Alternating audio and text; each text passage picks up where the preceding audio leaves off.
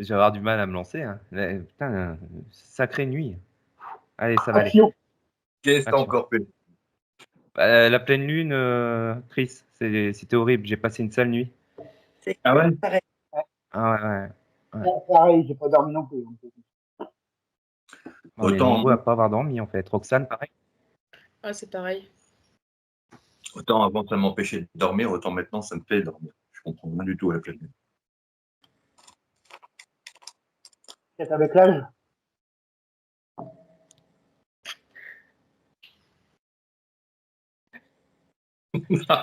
Putain, on va pas y arriver là. Bon, bonjour à tous et bienvenue dans ce nouveau podcast. Alors aujourd'hui, nous recevons une fois de plus Chris Medium parce que vous avez été nombreux à avoir aimé cette vidéo, enfin notre avant-dernière vidéo où voilà, il a trouvé des trucs que personne d'autre ne savait sur moi, sur Léna, etc. Et franchement, c'était très très intéressant, hein. Il y a eu beaucoup de larmes, beaucoup d'émotions, beaucoup de rires aussi. Donc voilà, Chris, aujourd'hui, bah, tu es là pour, comme tu l'as demandé, faire, on va dire, ton travail sur 3 personnes extérieures. Donc aujourd'hui, on a Roxane qu'on connaît très bien. On a déjà travaillé ensemble, comme j'ai expliqué tout à l'heure. Donc voilà, on a Roxane là en premier. On aura, je peux dire le prénom de la deuxième personne qui va arriver ou pas? Bon, Françoise, on aura Françoise, voilà. On aura Françoise, il se marre lui là-bas. On aura Françoise en deuxième invité. Voilà. Donc nous, les amis, hein, ceux qui vont regarder YouTube, etc., qui vont regarder cette vidéo, nous, on va couper nos micros pendant que Chris travaille sur Roxane. Voilà. Bon, on laisse nos cams, hein, comme ça, vous verrez un petit peu nos réactions. Mais voilà pour cette émission dont on avait hâte de tourner. Eh ben, c'est un grand plaisir de me retrouver à nouveau avec vous, les amis. Hein. Bienvenue, Christophe. Merci. Bon, on va voir ce qu'on peut faire. Roxane, bonjour. Est-ce qu'on l'entend? Bonjour. Comment vas-tu? Ça va. Et toi? Et doucement. Hein, il paraît que c'est la pleine lune en ce moment. Ah, moi, ça me fait dormir la pleine lune. Il y en a que ça garde réveillé. Moi, ça me fait pioncer. C'est un peu de ouf. C'est du bonheur là en plus. Bon, si tu permets, Roxane, on va commencer avec un petit tirage général sur toi. Ok, pas de souci. Je vais passer les cartes, tu me dis stop pour la coupe. Peu importe. Allez, il faut que tu me donnes un stop. Attends, c'est soit la coupe ou... Non, pour la coupe. Ah, Faut couper les cartes en deux pour ok. une première impression générale. Ok. Stop. Hop là, c'est parti. Ouh. Il y a des petits commérages, hein. Il y a des petites choses de l'esprit là. Oh là là. T'as des soucis avec quelqu'un dans ton entourage, toi, dernièrement? Des petites prises de... Je crois pas, non. Tu Au bosses? boulot? Ouais. Peut-être. Comme ça, je vois pas spécialement, mais peut-être. Un peu de jalousie, un peu de concurrence, un peu de médisance peut-être. Bon, enfin, il n'y a rien de grave non plus. Hein. Je te rassure tout de suite.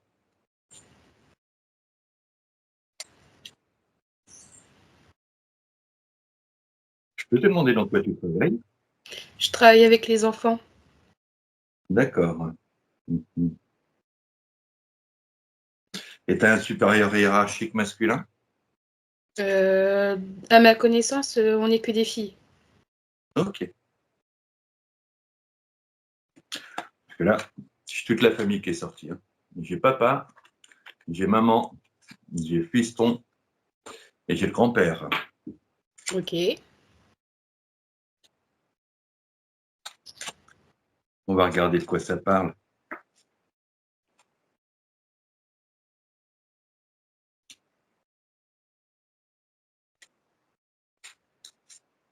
Oula, ou ta vie c'est un vrai mystère, ou alors il ne se passe pas grand-chose. Bah, comment dire en ce moment, il y a, oui, c'est blocage de chez blocage au niveau professionnel. Et D'accord. après, à côté, je vis pas que sur le domaine de l'enfance.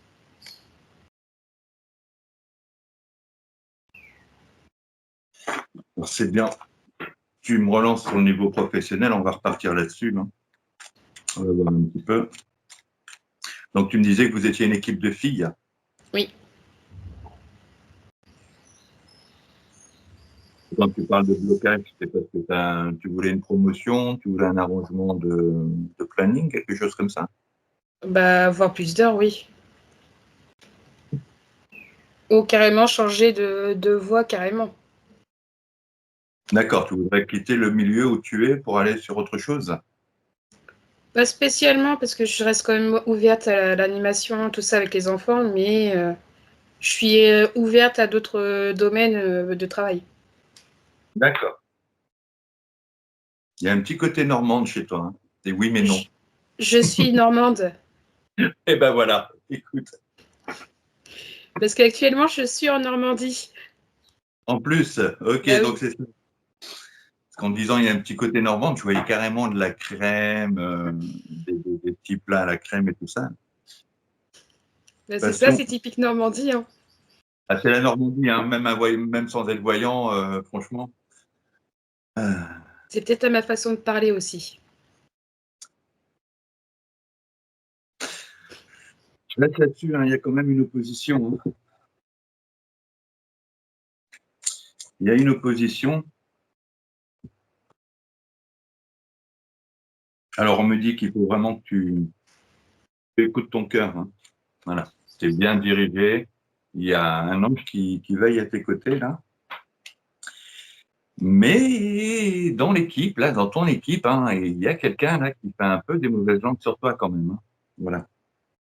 Ok. Il y a quelqu'un qui, il y a quelqu'un qui inverse la lumière, qui t'isole un petit peu là. Mais bon, au final, ça devrait être payant quand même, hein. Il y a l'abondance, il y a de l'argent, il y a des nouvelles, tu vois. Il y a des papiers qui vont se signer, il va y avoir une transformation. Donc là, on est certainement dans la signature d'un contrat de formation ou quelque chose comme ça. Il y a des formations que je suis en train de faire actuellement avec le boulot. D'accord.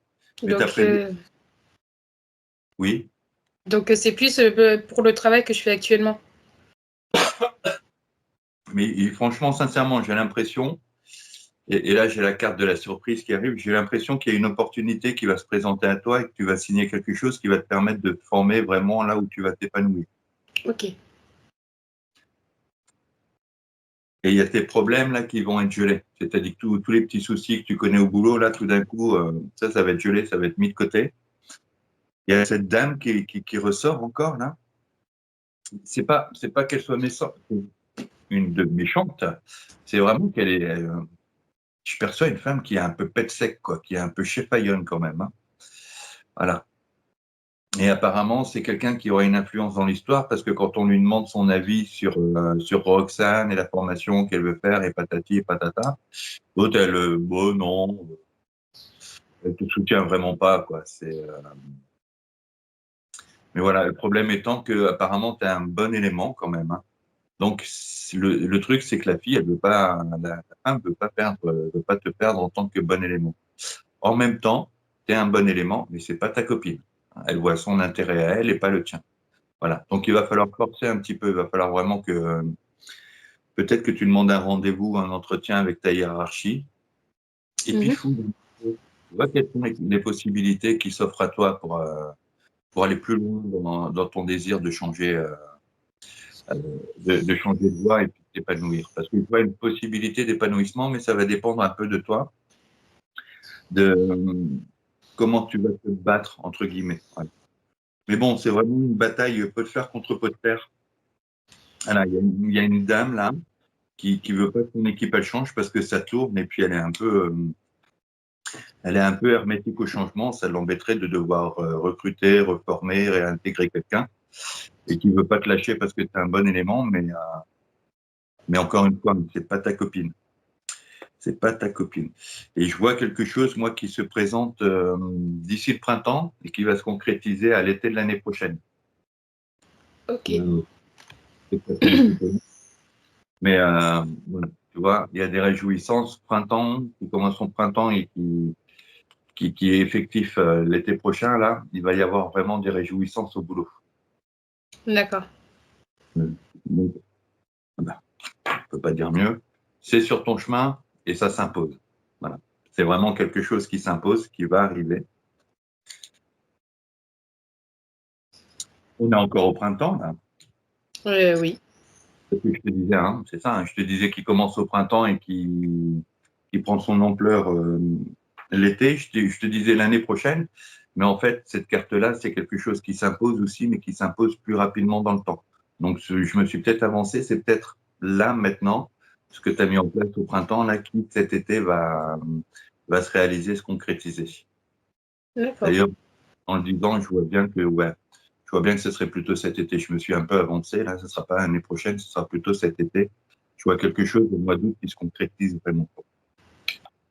Et donc, c'est ça, de ce côté-là, il n'y a pas de souci. Et tu es un peu seul au boulot. Tu arrives à te faire des relations amicales, tout ça, ou J'ai très peu d'amis. Enfin, sur la Normandie, en tout cas, j'ai très peu d'amis. j'ai la dame, là, avec sa langue de serpent, là, qui, la carte, elle est encore tombée à l'envers, hein, qui t'éteint un petit peu, là, et j'ai la solitude. Voilà. Donc, encore une fois, hein, c'est une dame qui a tendance à.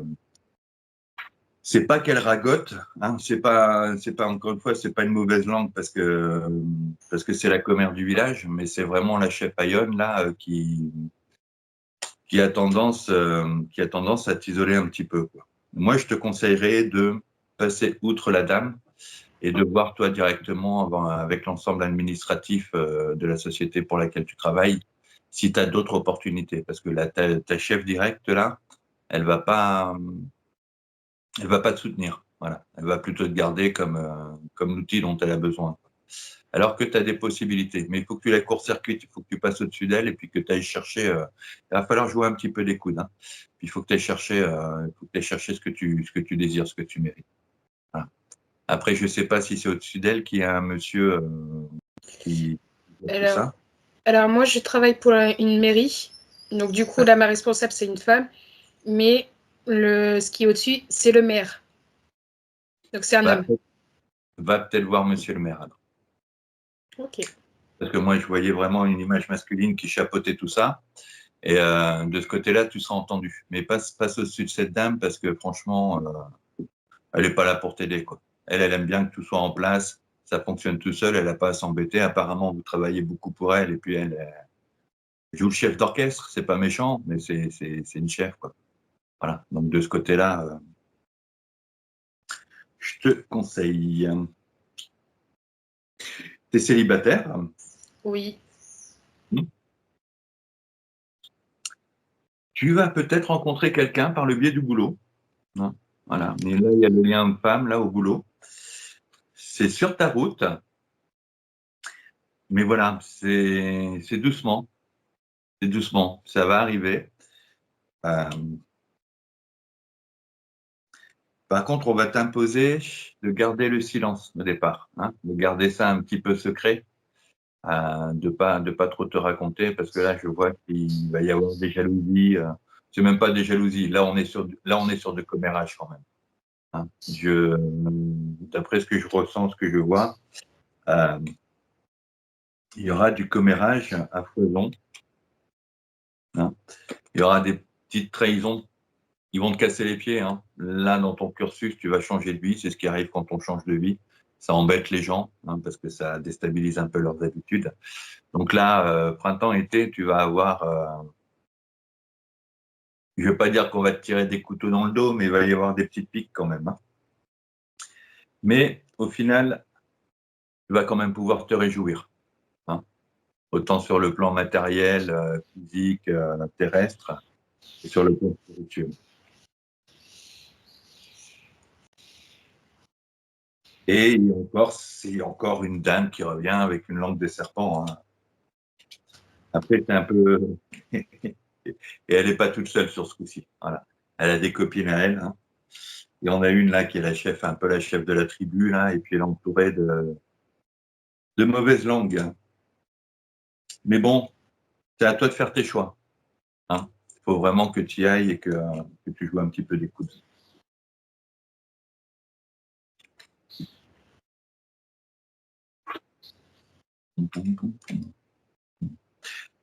T'as un garçon?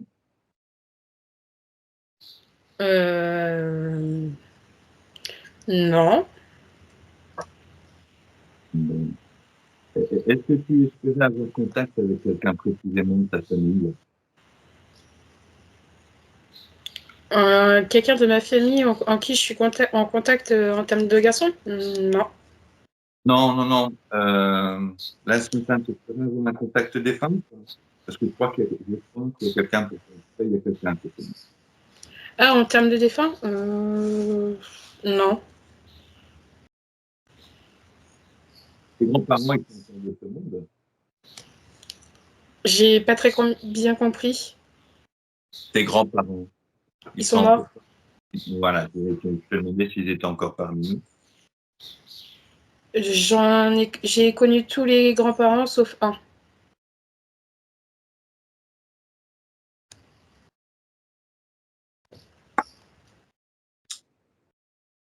Alors, est-ce que ça te dirait qu'on essaie de faire un contact? Il n'y a pas de souci. Il y a un côté où tu connaissais la grand-mère mais pas le grand-père? Oui. D'accord. C'est quoi, c'est le côté paternel? Maternelle. Parce qu'il y a deux personnes là qui sont là. Bon, la grand-mère est arrivée, le grand-père il me dit elle me connaît pas. Et c'est eux qui me parlaient d'un garçon. Mhm. Est-ce que ta grand-mère elle a perdu un frère? Tous ses frères et sœurs. D'accord. Parce que là on me dit on a un parmi la fratrie qui est mort assez jeune. Ça te D'accord. parle? Dans les frères à ma grand-mère? Ou dans les frères de ta mère? Ah, de ma mère, oui. D'accord. Il y en a un qui est mort jeune, qui est vraiment parti bien avant les autres, on me dit. Mm. Hein, parce qu'il est là aussi, il les accompagne. Il y a une histoire de poussette et de landau. Ok. Alors, c'est vraiment le mot landau qui revient. Et puis il y a un secret de famille quand même, hein, du côté de maman. Certainement, je connais pas toutes les histoires de côté de ma mère. Ils étaient originaires de Normandie, eux? On est tous originaires de Normandie, que ce soit des deux côtés. D'accord. Parce que je vois le grand-père, lui, c'est marrant. Après, on avait les grands-pères qui faisaient ça. Hein. Lui, il a encore les sabots et il a les deux pieds dans la terre. Il est au milieu d'un champ, tu vois. Il me Ok. montre ses deux pieds dans la terre, quoi. Et quand il me montre ses pieds, il me montre des sabots. D'accord. La grand-mère, elle était plus du côté de la maison. Ils ont une histoire avec la guerre, le débarquement, tout ça. Ils étaient très jeunes par rapport à la guerre. D'accord. Ils devaient avoir dans les 6-7 ans. Ah ouais, c'est bizarre. Je parle bien de mes grands-parents, ils étaient très très très jeunes. Ou alors c'est peut-être le grand-père à ma mère. Elle l'a pas connu non plus. D'accord. Parce que la dame qui est là, elle me dit, lui, il est parti et moi, j'ai participé à l'effort de guerre. Non, mes grands-parents, ils étaient trop jeunes pour la guerre. Ils étaient vraiment petits. D'accord. Et du côté de tes arrière-grands-parents, il y a quelque chose qui parle de ça? Non, Certainement. je sais pas, en fait. Non, pas du tout.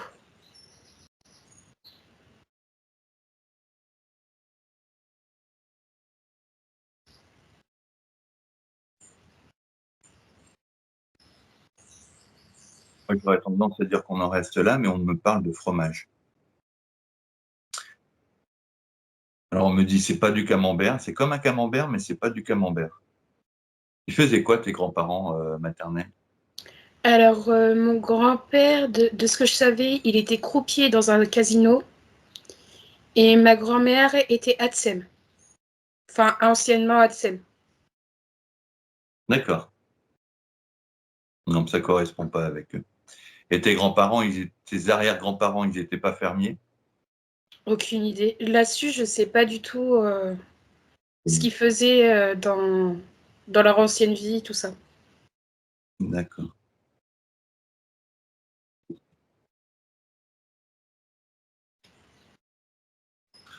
Ben voilà. On n'ira pas loin, donc. On n'ira pas loin.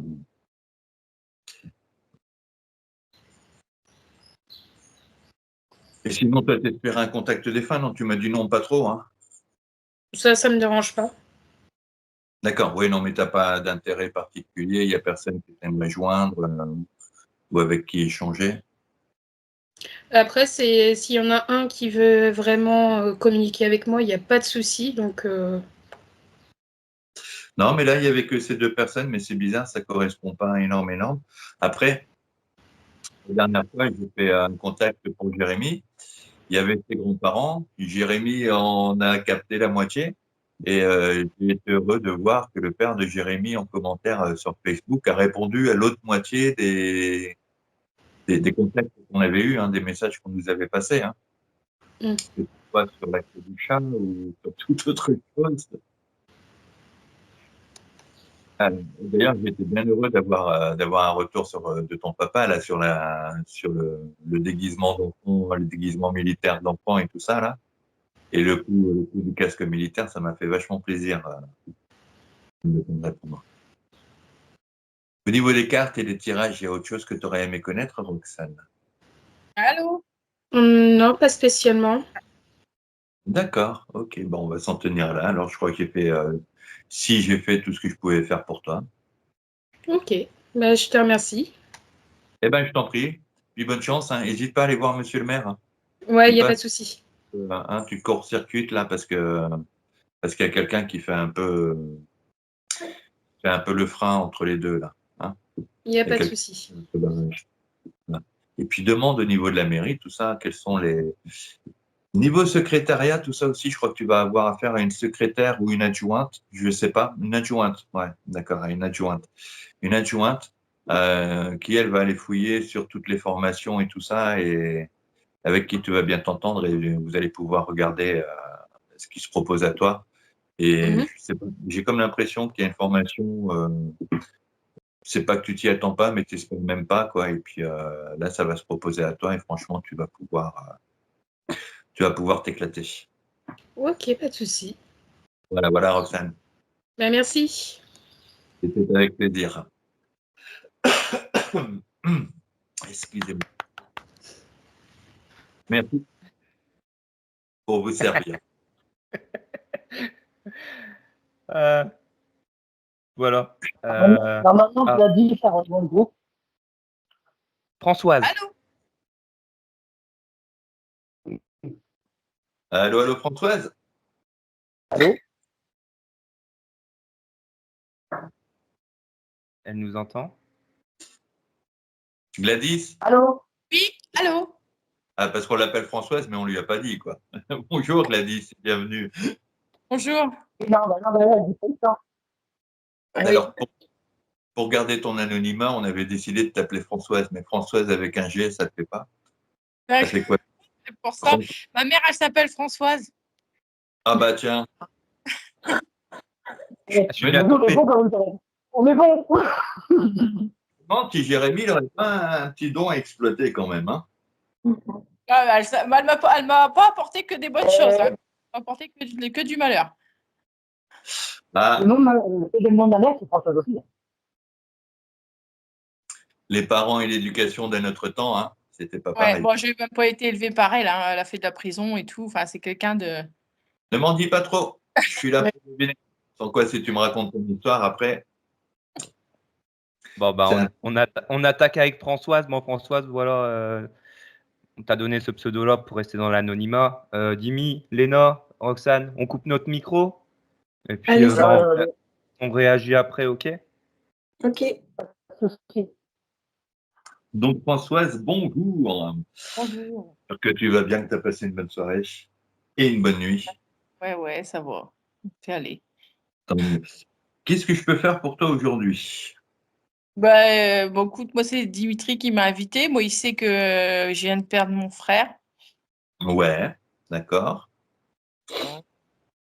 C'est un peu compliqué à remonter la pente et tout. Enfin, c'est compliqué. Je vais commencer par un petit tirage général sur toi, ça ne te dérange pas? Non, du tout. Ok.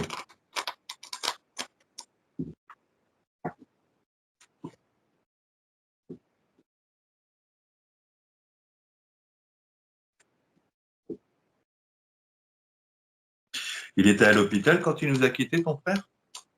Non.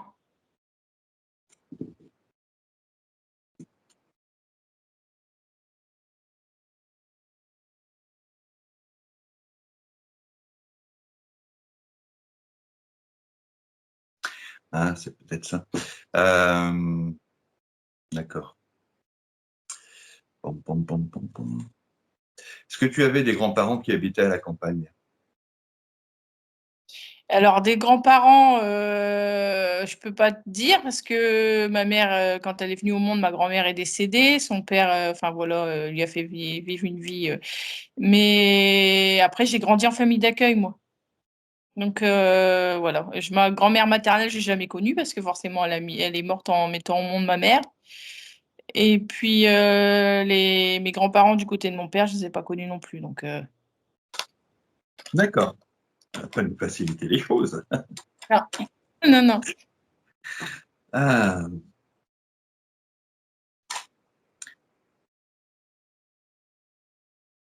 Parce que tout à l'heure, juste avant que tu arrives, j'essayais d'avoir un contact pour Roxane. Et il y a un couple de grands-parents qui est arrivé.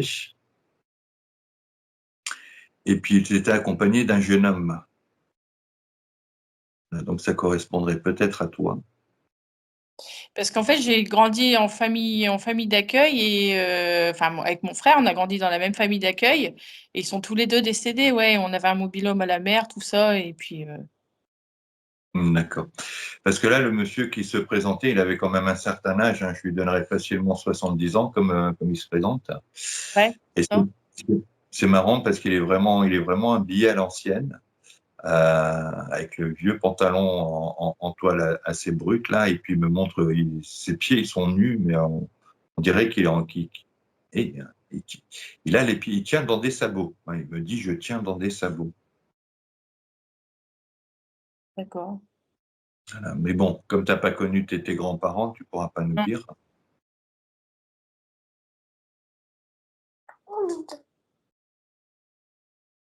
Alors, le grand-père, il me montrait qu'il était au milieu d'un champ, il avait les deux pieds dans les sabots.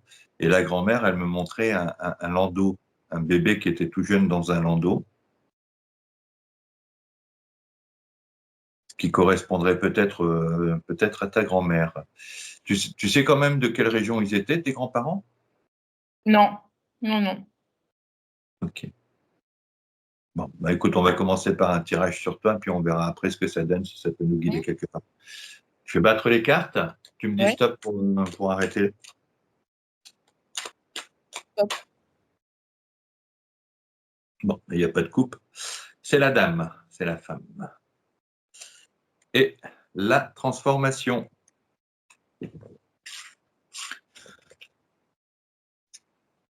Voir ce que ça donne. Pourquoi on ne tire pas les cartes? On me dit tire pas les cartes.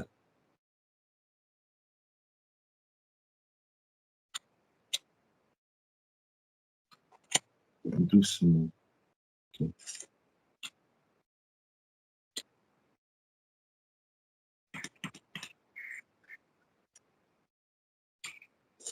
Alors, je vois quelqu'un là dans le tirage de cartes qui connaît quelques petites restrictions financières, qui serre la ceinture là, qui habite à un endroit qui est un peu paumé, un peu à la campagne, qui s'y retrouve coincé et qui est une femme, une mère. Ça te parle? Non, si c'est une femme, j'aurais pu dire mon frère par rapport à ça, mais là, si c'est une femme, non. Et toi, ça correspond pas à toi non plus? Bah, moi, je suis à la campagne, ouais. Après, là, oui, situation financière, un peu comme tout le monde, c'est un peu serré, ouais, mais. Quand tu dis tu es à la campagne, tu es un peu perdu quand même. Ouais, ouais, ouais. Hein? Tu aimerais partir de là. Ouais. C'est ça, hein. Tu aimerais partir de là. Donc, c'est un tirage qui parle pour toi. Tu aimerais partir de là, mais tu sais pas pour aller où? Non.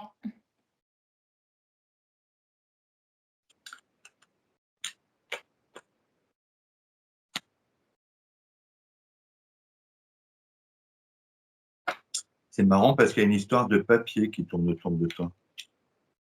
Il y a des écrits, mais c'est des écrits personnels. C'est vraiment la correspondance personnelle.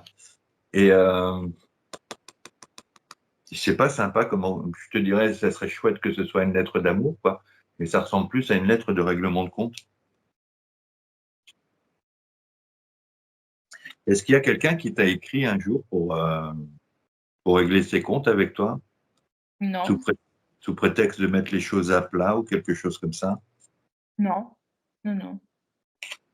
même par mail ou par SMS, de façon moderne, hein? Non. Moi, je vois pas. D'accord.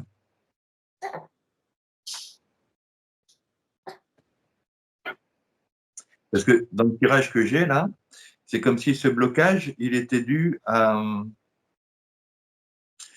Alors ici, j'ai le chien qui représente le foyer et la famille, et il y a vraiment un déséquilibre, un quart de l'équilibre, elle est à l'envers. Euh, Durant, je dirais, ta jeunesse, tu aurais correspondu ou échangé avec quelqu'un, et cette correspondance, cet échange-là, euh, qui est un échange par rapport à, ça devait être quelqu'un de ta famille, c'est un échange par rapport à ta vie, tout ça. C'est vraiment ça, c'est à partir de là que tu as commencé à bloquer, quoi. Et j'ai l'impression que tu n'es pas bloqué d'aujourd'hui. Alors, est-ce qu'il y a une façon dont tu pourrais s'en sortir?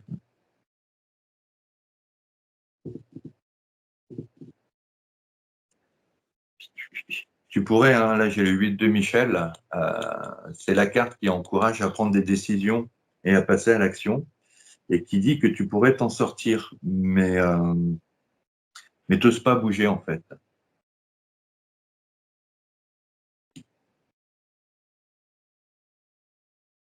Et j'ose pas bouger parce que j'ai pris beaucoup de claques quand même. C'est ça. À chaque fois, je me suis heurtée à des murs et j'ose plus bouger. J'ai mon ex-conjoint qui a notre fille qui va avoir 4 ans, 5 ans cette année. Et ça fait 2 ans que je l'ai pas vue. Il m'empêche de la voir. Je l'ai pas au téléphone, j'ai rien du tout, quoi.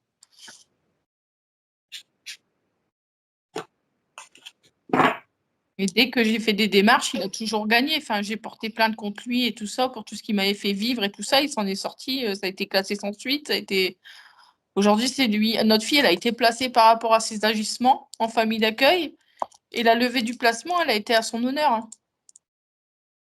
Aujourd'hui, c'est lui qui en a la garde.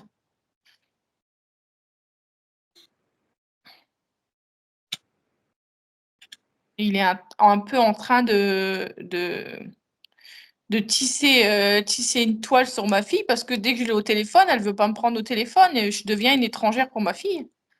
C'est le seul lien que j'ai avec elle, le téléphone.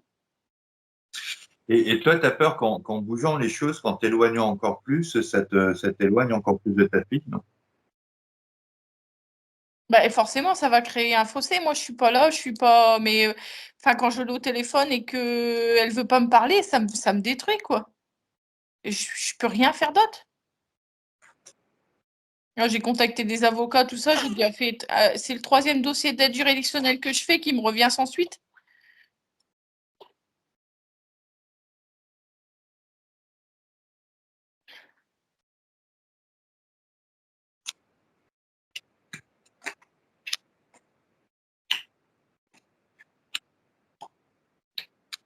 C'est vrai qu'il y a quelque chose qui ne va pas chez ce monsieur, hein. Non, enfin, moi j'ai vécu là-bas 7 ans chez lui. Cette famille-là, c'est une secte en fait. Ah, il y a quelque chose, il y a un déséquilibre psychologique, hein, il y a quelque chose qui ne va pas, Ouais, là. ouais, c'est ce qu'ils sont en train de faire à ma fille en fait. Dans les pensées, dans le cœur, il y a quelque chose qui ne va pas.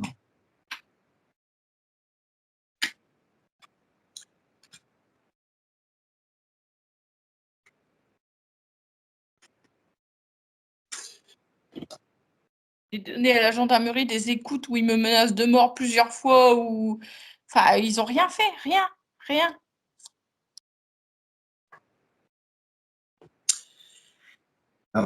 Tu as pensé à contacter une association de ta région? J'ai comme l'impression que pas loin de chez toi, il y a une association qui pourrait t'aider. Parce qu'on me Et dit je que suis tu as... allée voir une association à Oisemont de femmes victimes de violences, tout ça, mais c'est un moment que j'ai plus de nouvelles. Je ne sais pas si c'est fermé, si c'est encore. Et on devait.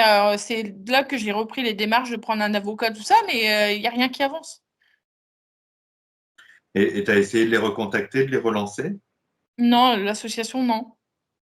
D'accord. Il faudrait que tu essaies. Hein. Moi, on me dit,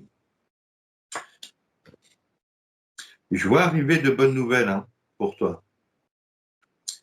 Je vois arriver de bonnes nouvelles. Et il y a une dame qui sera à tes côtés. Et il y a des bonnes surprises qui vont te permettre de te réjouir. Mais il faudrait vraiment que tu relances cette association. Il faudrait vraiment que... Alors, excuse-moi le terme, hein, il n'est pas là pour te faire mal ou quoi que ce soit. Je l'ai connu, donc je sais de quoi je parle. Il faudrait que tu sortes de ta position de victime. Alors moi, c'est un peu pareil. Hein, j'ai 4 enfants, j'en ai eu 3 d'un premier mariage. Là. Vu mes revenus, vu ses revenus à elle, bon déjà, elle avait automatiquement la garde. Arrivé là, j'avais une fille qui voulait changer de genre, que j'ai soutenue dans sa transition. Mmh. Et puis, je me suis trouvé un appart qui était plus petit pour pouvoir payer mes fins de mois, tout ça correctement, hein, pour pouvoir vivre correctement, avec une chambre pour elle et tout. Et au moment, le jour où je me suis installé, elle a pris ses clics et ses claques et elle s'est barrée avec un mec. Qui était un de mes anciens collègues de boulot en plus. Mmh. Ils s'étaient rencontrés quand elle faisait son stage chez moi. Après ça, elle s'est disputée avec son mec. Elle est retournée chez sa mère, avec qui elle s'est disputée pendant des années parce que sa mère refusait la transition. À un moment, je me suis dit, putain, mais quelle injustice. Et je suis resté sur mes fesses. Mmh. Je suis resté sur mes fesses. J'ai essayé de me relever. Arrivé là, j'ai rencontré une autre fille qui n'était plus censée pouvoir avoir d'enfants, qui miraculeusement, je dis bien miraculeusement, hein, parce que j'ai vu l'attestation du médecin comme quoi à son âge, elle ne pouvait plus avoir d'enfants, est retombée enceinte. Le problème, c'est qu'elle me l'a caché et elle s'est barrée avec le môme. Là, je me suis dit encore une fois, putain, j'essaye de refaire ma vie, de me relever et tout. Quelle injustice. Et il a fallu que je me relève, que je me batte une 3e fois et que je me relève. Mais cette 3e fois, là où il a fallu que je me batte, il a fallu que je me batte contre moi. Voilà. La vie, la justice. La justice, on parle de la justice, on entend parler de la justice et on s'imagine que la justice règle tout. La justice, elle est imparfaite, la justice, elle n'est pas toujours efficace. Non. Il y avait une tradition qui parlait toujours de justice divine tout un temps, que ce qui n'était pas réglé par les hommes devait être mis dans les mains de Dieu et que Dieu s'en occuperait et nous rendrait justice. On dit encore aujourd'hui que le karma va te revenir dans les dents. C'est pas toujours vrai. Hein. Il y a des gens qui font des choses horribles dans la vie, qui s'en sortent très bien. Dans la vie de tous les jours, hein, comme durant la Seconde Guerre mondiale, on a retrouvé récemment les corps d'anciens SS qui étaient partis se réfugier en Amérique du Sud. Et les mecs ont très bien vécu là-bas jusqu'à leur mort naturelle. Et quand on a défoncé leur maison, on s'est rendu compte que sous la maison, on a trouvé des corps enterrés parce que les mecs là-bas, ils avaient monté une petite mafia et qui réglaient encore les comptes entre eux et qu'ils n'hésitaient pas à... et qui se zigouillaient les uns les autres en cachette. Quoi. Donc, tu as des monstres comme ça qui vont vivre toute leur vie sans être embêtés. La justice, c'est une belle notion philosophique qui passe pas par le tamis de la réalité, je dirais. Et il arrive un moment où il faut savoir accepter ça pour pouvoir continuer à vivre. Voilà. Il faut accepter. La vie, c'est ça. La vie, parfois, c'est pas juste. La vie, parfois, c'est traître. La vie, parfois, je dirais même pas qu'on perd, on se fait faire les poches. On se fait faire les poches. Et c'est dégueulasse. Moi, je me souviens du fois, on était allé à un concert avec les gamins, ils étaient jeunes, c'était un concert pour eux. Et j'ai un de mes gamins qui s'est fait faire les poches, il s'est fait voler sa console PSP, qui était toute neuve, qu'il avait eu à Noël et tout ça. On était tous dégoûtés. On n'a pas pu savoir qui c'était parce qu'il faisait noir et tout ça, donc il se l'est fait pécho vite fait. Et voilà, des fois, on subit des injustices. Faut faire avec, voilà. On espère la justice, mais la justice fait pas réellement partie de ce monde. Et d'un autre côté, sincèrement, des fois, il faut laisser faire la vie. Personnellement, moi, j'ai des garçons. Au milieu de tout ça, j'ai 2 garçons. Bon, mon fils-fille, là, qui faisait sa transition, je le vois plus trop parce qu'il est encore empêtré dans les conflits avec sa mère. En plus, il habite chez sa mère et ils ont un lien qui est assez toxique, qui joue sur le chantage un peu sentimental et tout, dans le style accepte-moi comme je suis, sinon je me barre et t'as plus de nouvelles de moi. Par contre, de l'autre côté, j'ai pas vu mes 2 garçons pendant longtemps, là. Mes 2 grands, franchement, ils sont revenus au bout de quelques années. Bon, ils ont vécu leur vie, ils ont passé leur bac, fait leurs études. C'est des jeunes hommes de 21 ans bientôt. Oh punaise, on est le 22. Il y a un anniversaire aujourd'hui, je vais bien en parler. Et ces 2 zouaves-là sont mes meilleurs piliers, quoi. Alors, non seulement ce sont des jeunes hommes, donc j'ai pu discuter avec eux comme des jeunes hommes, ils m'ont raconté leur expérience. Moi, je me sentais abandonné quand ils vivaient chez leur mère. En fait, j'ai jamais quitté ni leur cœur, ni leur pensée, quoi. Maintenant qu'ils sont grands et qu'ils ont pris leur indépendance, malgré tout ce que leur mère leur a foutu dans le crâne sur le mauvais père que j'étais, parce que j'étais qu'un ouvrier, je gagnais pas assez d'argent pour les élever tout seul, et patati et patata, et que j'étais un bon à rien et tout team. Mes garçons sont venus me raconter que je leur avais apporté mais tellement de choses. Ils ont aussi un point de vue sur leur mère qui, malgré la volonté d'être prise à partie, a beaucoup d'objectivité et ils ont un amour pour moi dont je me doutais même pas. Et ils sont un soutien inconditionnel. Et là, ça va faire, j'ai repris contact avec la mère du petit dernier. Enfin, on n'a jamais perdu contact, mais on se parlait de loin, là. Bon, là, on est sur un terrain de paix et de tranquillité. Et on se téléphone assez souvent parce que je l'aide à démarrer sa petite boutique. Et à chaque fois, j'ai mon petit bonhomme qui me connaît à peine. Il est venu passer quelques semaines chez moi, mais rarement par épisode, qui me connaît à peine. Et pourtant, je suis son papa, quoi. Et franchement, il n'y a rien qui change ça, malgré toutes les histoires qu'il y a eu, hein, malgré le fait que j'ai pas pu le voir, malgré qu'il habite loin et que j'ai eu que quelques instants à partager avec lui quand il était tout petit ici, je reste malgré tout son papa. Donc, on court derrière la justice et on a tendance à ne pas faire confiance à la vie et à l'amour que peuvent nous porter les gens. Actuellement, je sais par rapport à ça, à ma fille, c'est que j'ai vécu 7 ans avec son père. Je sais de quoi il est capable, je sais ce qu'il a pu me faire vivre comme sévices. Et ce qui me fait peur, c'est que ma fille, elle est là-bas, elle est dans ce contexte-là, et je sais qu'un jour, il abusera d'elle. J'arrête pas de le dire. Je sais qu'un jour ou l'autre, il a voulu le faire avec sa nièce qui avait 12 ans. Où il a voulu avoir une relation avec elle. J'arrête pas de le crier aux services sociaux, à tout le monde. On fait rien. Et moi, je me suis retrouvée là, je sais pas si vous connaissez beaucoup de situations comme ça, mais je me suis retrouvée, j'ai 6 enfants. Oui. Sur 6 enfants, j'en ai déjà eu 3 qui ont été victimes de violences sexuelles.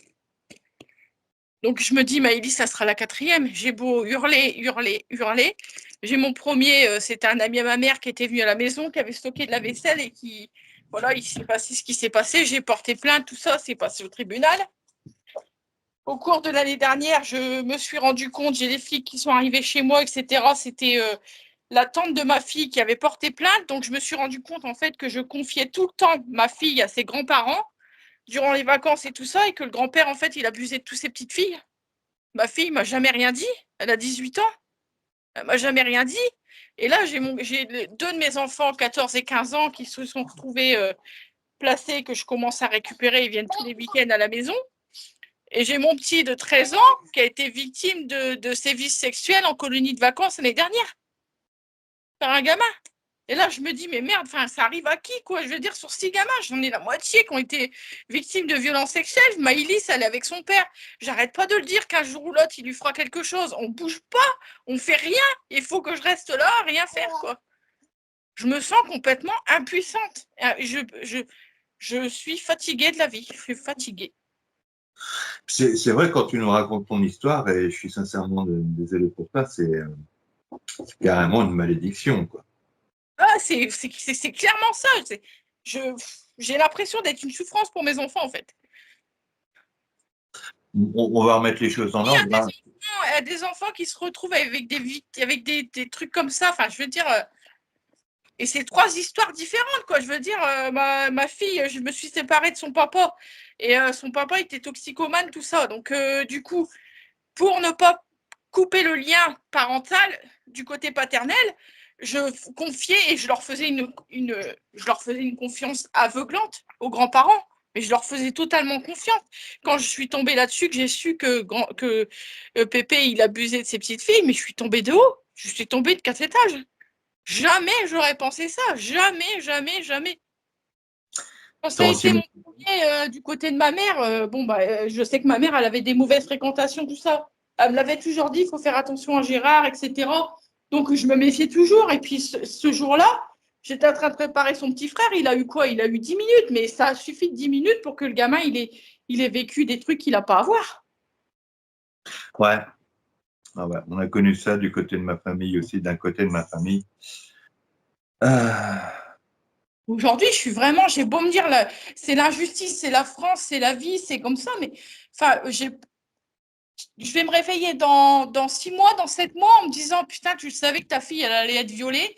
Et puis, je peux rien faire. Je me sens impuissante. Alors, déjà, j'aimerais revenir sur une chose et remettre à chacun ses responsabilités. Hein. Ce qui est arrivé à tes enfants, c'est pas de ta faute, c'est de la faute de leurs agresseurs. Hein.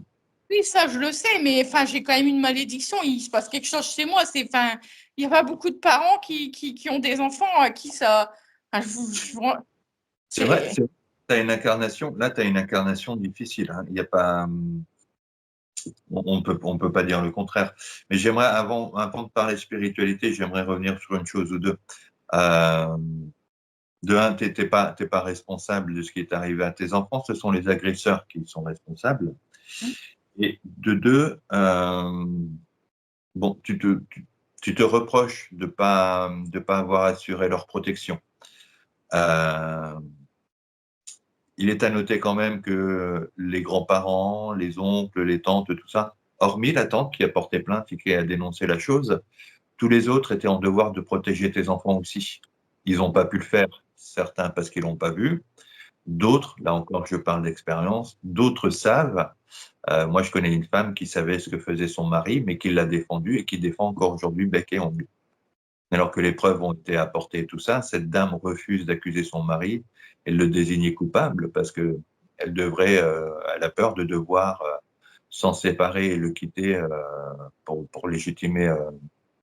se légitimer aux yeux de tout le monde, quoi.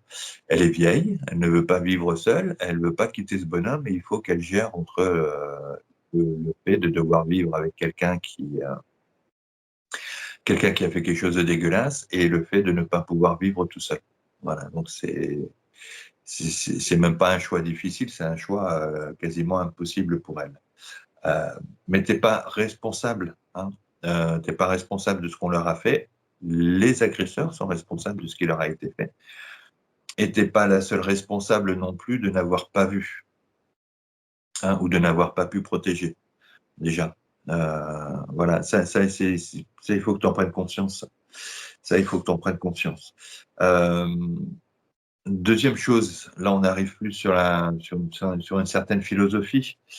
On aimerait, et c'est une vision assez moderne, pouvoir protéger l'innocence des enfants, de tous les enfants. Moi, il y a un truc qu'il a fallu que j'accepte sur plusieurs raisons. C'est que ce monde, comme je disais tout à l'heure, il n'est pas juste, il est parfois dégueulasse, il est dégueulasse pour les enfants aussi. C'est pas parce que des enfants que tout le monde va les protéger. J'ai connu des enfants dans mon entourage qui ont subi des abus. Il y en a partout dans le monde. J'ai connu des enfants qui sont décédés jeunes, par accident, par maladie, par agression. Et ça arrive partout dans le monde, des enfants qui meurent. On se dit, on devrait les protéger. Les enfants ne sont pas protégés. On vit comme dans un monde animal où des fois, tu as beau être une lionne, ton petit lionceau, il va se faire bouffer par une harde de hyènes. Et on se dit qu'on devrait que les enfants devraient nous survivre et qu'on devrait partir avant eux parce que c'est dans la logique des choses, sauf que le monde, il n'est pas logique. Les guerres, les maladies, toutes les monstruosités qu'on connaît, fait que, d'un point de vue, encore une fois philosophique, si tu regardes la réalité du monde, le monde, il n'est pas juste ni pour les adultes, ni pour les enfants.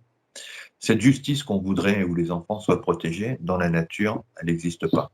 On fait partie de cette nature, on a des instincts grégaires qui nous restent encore, et il nous arrive de faire du mal à nos petits, comme les animaux arrivent à faire du mal à leurs petits.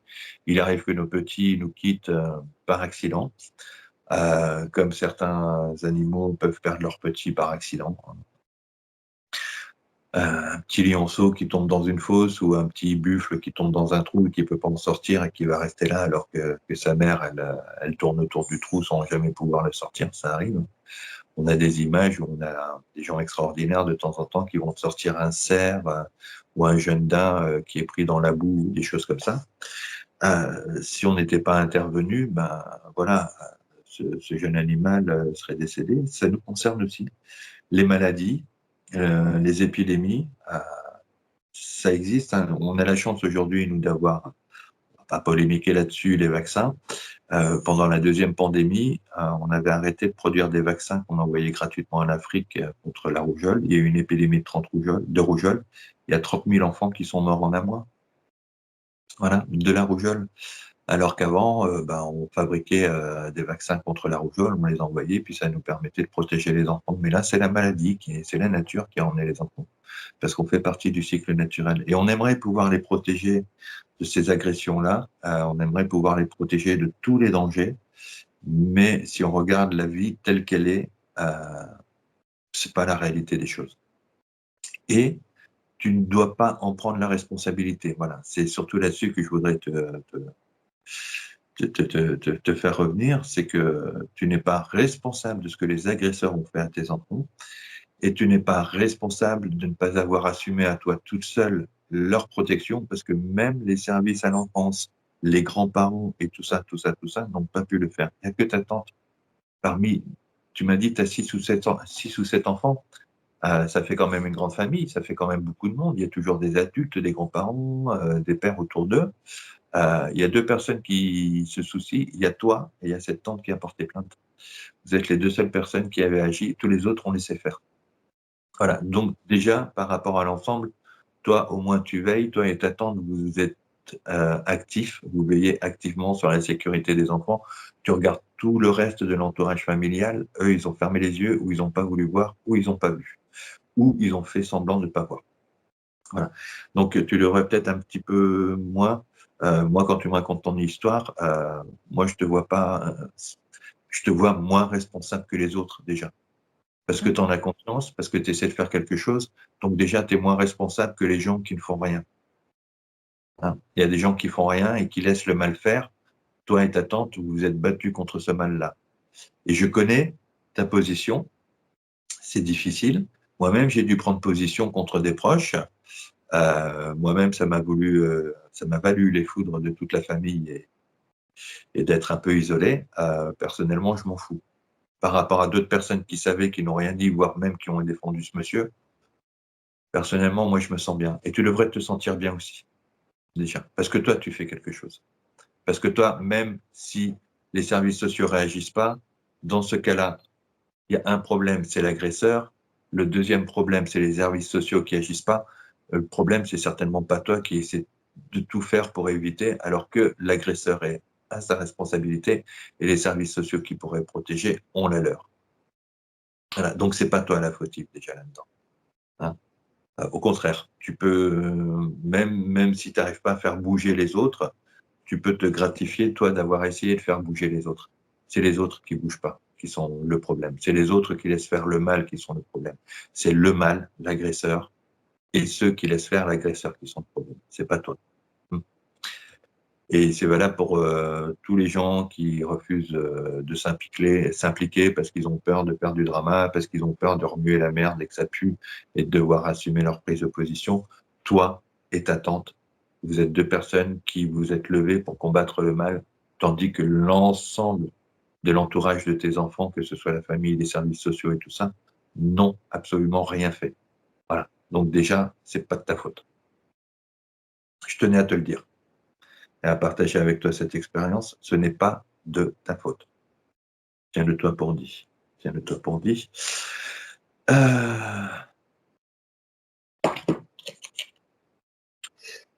Moi, je dis, hein, relance là on me reparle de ça, relance cette association quand même. Et vois peut-être si tu ne peux pas contacter une association nationale qui aurait une antenne du côté de chez toi. Et vas-y parce que tu vois, c'est même marqué là, c'est à l'envers, mais je te le dis, c'est marqué « Changer votre vie ». C'est la carte qui dit qu'il y aura des révélations soudaines qui laissent entrevoir la liberté et qu'il ne faut pas remettre à demain ce que tu peux faire aujourd'hui. Voilà. Tu fais partie de ces veilleurs, tu fais partie des gens qui refusent de se taire, tu fais partie des gens qui sont capables de remuer la mouise pour pas la laisser s'étaler. Continue d'être celle-là et tu peux en être fier déjà. Tu as un nouveau départ aussi. Tu as la roue. Alors ça, c'est la roue de l'archange, comment ils l'ont appelé, Jérémiel. Mais voilà, en même temps, c'est la même carte que la roue du destin, là, qui dit que les choses vont changer.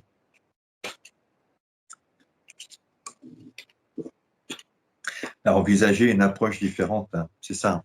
Regarde, je sais que tu es fatigué, je sais que tu es désespéré parce qu'à chaque fois que tu appelles au secours, il y a des gens qui ne veulent pas venir au secours de ton enfant. Mais il y a du changement. Repars au combat, hein. Repose-toi un peu s'il faut. De toute façon, on n'ira pas plus vite que le destin.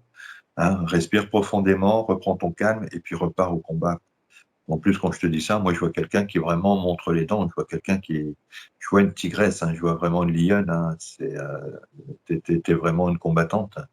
Et c'est peut-être ça le centre de ton incarnation de ce karma. C'est peut-être une raison qu'on connaîtra que quand on sera passé de l'autre côté. Mais bats-toi. Tu fais partie des rares personnes comme toi, moi et ta tante qui osons ouvrir nos bouches. Je vais rester poli parce que c'est un sujet qui m'énerve aussi. J'en bégaye. Je vais essayer de rester poli. Mais on est parmi les seules personnes sur cette terre à oser remuer la merde, même si ça nous éclabousse, nous, pour défendre ce qui est défendable et se battre contre ce qui est indéfendable. Voilà. Il y a encore trop de non-dits, trop de secrets, trop de honte de parler, de dévoiler ça. Mais c'est un combat à mener, on n'est pas nombreux. Alors, moi, je le mène encore tous les jours, je le dis encore tous les jours. Je me suis battu contre cette personne et pour les jeunes enfants qui avaient été agressés dans ma famille. Je me suis battu, mais bec et ongles, hein, pour que ma fille puisse transitionner et vivre librement sa transition de genre et devenir un garçon. Et même si aujourd'hui, du côté de la famille, on m'adresse plus la parole parce que j'ai osé ouvrir ma bouche, et même si ma fille que j'ai défendue ne me parle plus depuis ça va faire 3 ans maintenant, parce qu'elle passe plus de temps à se disputer avec sa mère qu'à parler avec moi, je n'en demeure pas moins que je suis fier de ce que j'ai fait. Voilà, j'ai pas à rougir et je me sens pas responsable aujourd'hui des soucis de la famille, du fait que ce bonhomme soit montré du doigt, qu'on en parle encore ou qu'on refuse de le recevoir ou des choses comme ça. Je m'en fous d'avoir dénoncé un agresseur. Voilà. Et je m'en fous que ma femme m'ait quitté parce que dans sa famille, on considérait que le fait que notre fille transitionne soit ou une maladie mentale ou un péché contre Dieu. Ça a beaucoup joué dans notre séparation et dans la fin de notre couple. J'en ai rien à faire. J'en ai rien à faire. Je me suis battu et pour les uns et pour les autres. Je sais que je suis du bon côté et de toute façon, je préfère me battre que de regarder ailleurs et laisser ces gens faire. Voilà. Donc, sois fier de toi et laisse pas tomber le combat. Comme je te le dis, j'ai l'expérience. Je sais aussi bien que toi combien ça peut être des fois fatigant et combien ça peut être désespérant carrément, combien ça peut foutre les boules, mais on est rare à ouvrir nos bouches pour combattre. Voilà, donc de guerrier à guerrier, je le dis sans phare, sans prétention et sans rougir, hein, de guerrier à guerrier, ben écoute, là actuellement, tu retournes au camp, hein, tu vas te reposer, tu respires un bon coup, et puis quand tu es rétabli et quand l'aide de camp t'aura soigné tout ça, que tu seras prêt à reprendre le combat, reprends le combat parce qu'on a besoin, toi, moi, ta tante, tout ça, on a besoin de toi aussi. Voilà. Voilà ce que je tenais à te dire par rapport à cette expérience. Et donc, relance l'association et peut-être même une autre association, mais une association de plus grande envergure. Parce que j'ai l'impression que les gens là dans l'association locale à laquelle tu t'es adressé, j'ai l'impression qu'ils sont un peu débordés par ce qu'ils font, voire que certains ont même un peu laissé tomber pour s'occuper de leur propre vie, ce qui est en même temps. Ouais, je pense que c'est ça, j'ai plus trop de nouvelles. Je pense qu'à mon avis, elle doit plus trop, la personne, elle doit plus trop s'occuper de l'association ou je sais pas. C'était une personne seule, hein? Oui, oui, oui. D'accord. Parce que moi, je vois une association, pour ça je te dis, adresse-toi à quelque chose d'un peu plus grand, national. Parce que moi, je vois vraiment une association avec des gens qui vont te recevoir, t'écouter, et qui seront secondés par des avocats qui vont te permettre de faire des choses plus grandes quand même. Voilà, ça sera vraiment des experts et ils vont vraiment t'aider à faire quelque chose. Mais c'est pas quelqu'un qui fait cavalier seul et qui prend qui prend à charge cette quête. C'est vraiment une grosse association avec un gros truc administratif. Moi, je vois des gens qui reçoivent, je vois des gens qui traitent des dossiers, je vois des conseillers juridiques derrière et tout ça, je vois des avocats et tout et tout. Je vois vraiment la grosse association. Je te conseillerais de rechercher de ce côté-là. Voilà. Après, essaie de recontacter la dame, tu verras par toi-même si tu dois laisser tomber de son côté ou pas. Mais à mon avis, d'après ce que j'ai vu, hein, c'est pas avec elle que tu vas continuer. Et au niveau de mon couple, du coup, et tu vois quelque chose, Alors, pour ton couple,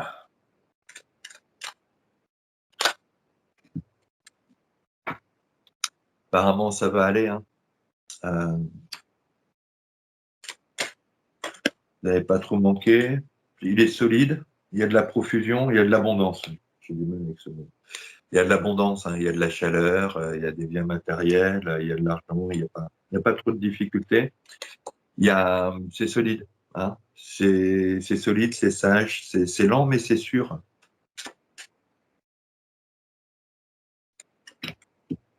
Il y a carrément la protection divine. La protection divine. Vous habitez en appartement, là? Non, maison. D'accord. Et vous êtes à la campagne? Oui. Et il est en projet d'installation, il reprend la ferme de son père. J'allais dire, vous allez vous déplacer à la campagne, encore plus à la campagne ou quelque chose comme ça?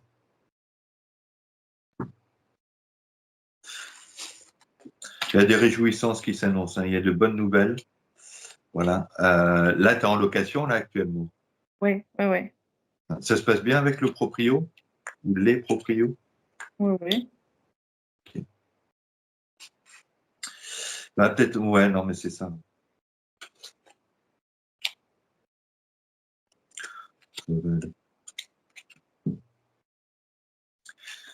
Alors, tu vois, là, par rapport au foyer, il va y avoir une coupure du contrat. Voilà. Donc, il va y avoir un terme qui va être mis à ce contrat. Et on va se diriger vers quelque chose qui est plus excitant, quelque chose qui va donner de la force, qui va apporter des réjouissances. Il va y avoir des bonnes nouvelles concernant les finances. Voilà. Et c'est dans un avenir proche. Là, j'ai encore la carte du printemps, donc je sais qu'on arrive à la fin du printemps. Donc, ça se pourrait que ce soit un avenir vraiment très proche. Mais celle qui me plaît, c'est celle-là, quoi. C'est vraiment, voilà, il y a de l'abondance, hein, il y a des bons moments, il y a des bonnes choses matérielles aussi, il y a de la solidité, il y a de la sagesse, et puis il y a vraiment une protection divine là-dessus. Il y a vraiment une protection divine. Ça va aller. Il y a le déménagement, ben voilà. Il y a le déménagement à la campagne. C'est vraiment la campagne qui s'annonce.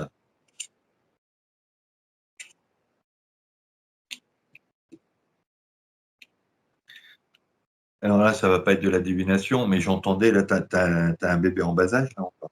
Ouais. Parce qu'il y a l'image, voilà. Il y a l'image de la maternité, du déménagement à la campagne. Et il y a vraiment un équilibre qui s'annonce pour cet été. Voilà, il y a un équilibre qui s'annonce pour cet été pour un monsieur. Pour un monsieur et pour une dame. On va faire gaffe quand même aux chiffonnades. Hein. Des fois, on est mal réveillé, des fois, on se chiffonne l'un l'autre. Les petites rouspétades, comme j'appelle ça, au sein du couple. Bon, faudra pas y attacher trop d'importance. Hein. Il y a de belles surprises qui s'annoncent. C'est une fille, ta petite dernière? Non, c'est un garçon.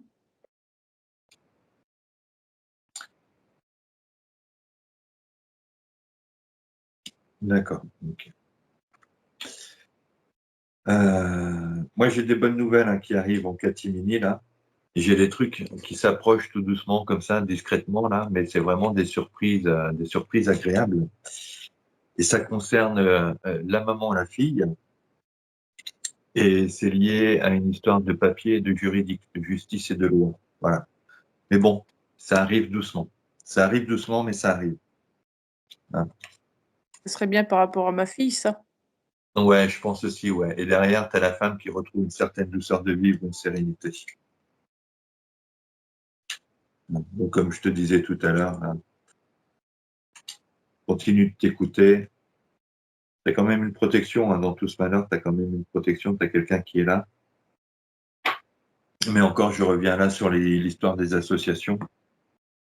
Trouve-toi une association plus, on va pas dire plus sérieuse, mais quelque chose de plus solide, de plus ancré, hein, avec vraiment un bel entourage administratif, quelque chose qui soit bien organisé, qui soit national. Voire même, on me dit peut-être international. Et c'est quelque chose de vraiment grand, de grande envergure. Voilà, et tu vas voir tout doucement, sans même que tu le sentes venir, il y a des choses qui vont se mettre en place et il y a une amélioration quand même. Quant à ton couple, là, pour le déménagement à la campagne et tout ça, ça va aller. Faudra faire attention, et les petites brouilles et tout ça, surtout quand tu auras des soucis, que tu n'auras pas trop le moral, de ne pas te rendre trop à cœur. Tu sais, les petites râleries qu'on connaît des fois dans le couple. Hein. Mais tu peux lui faire confiance. À celui-ci, tu peux lui faire confiance. Je te souhaite de déposer tout ça parce que je t'écoute parler depuis tout à l'heure. Et comme le dit Léna, tu portes beaucoup trop de choses qui ne t'appartiennent pas.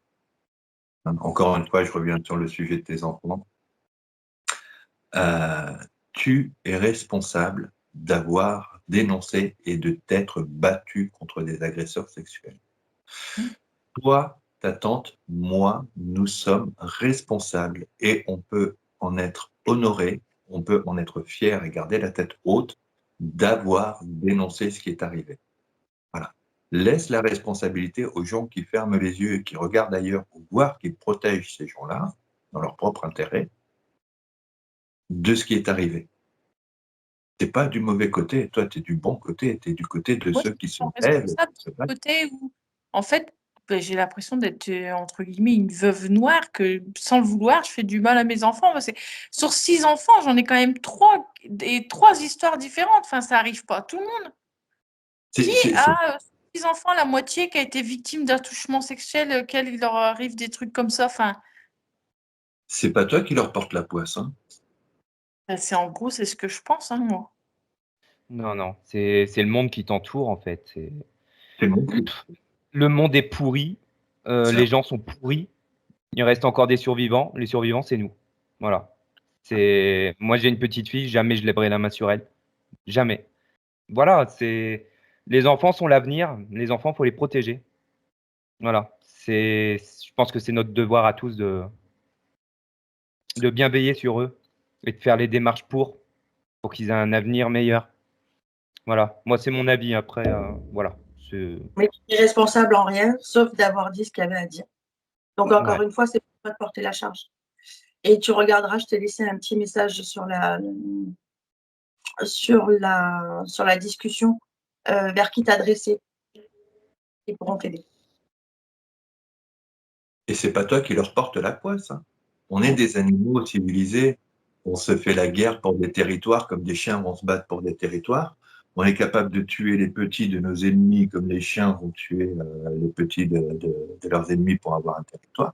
On est des animaux qui vivons dans des maisons, qui conduisons des voitures, mais on se comporte comme des animaux. Et les seuls êtres humains, ben, on en a 4, 5 ici, hein, voilà, nous tous qui sommes là et qui disons non, on n'a pas le droit de se conduire comme ça, on n'a pas le droit de se conduire comme des bêtes et de s'entretuer de génération en génération, même jusqu'à tuer des enfants, comme il arrive encore aujourd'hui, on le voit dans le monde partout, hein, à nos portes, de l'autre côté de la Méditerranée ou aux portes de l'Europe. Il y a des enfants qui meurent sous les bombes. On n'a pas le droit de faire ça. Nous, on se lève pour dire qu'on n'a pas le droit de se faire ça, pendant que les autres se battent comme des chiens jusqu'à bouffer les petits de la meute adverse.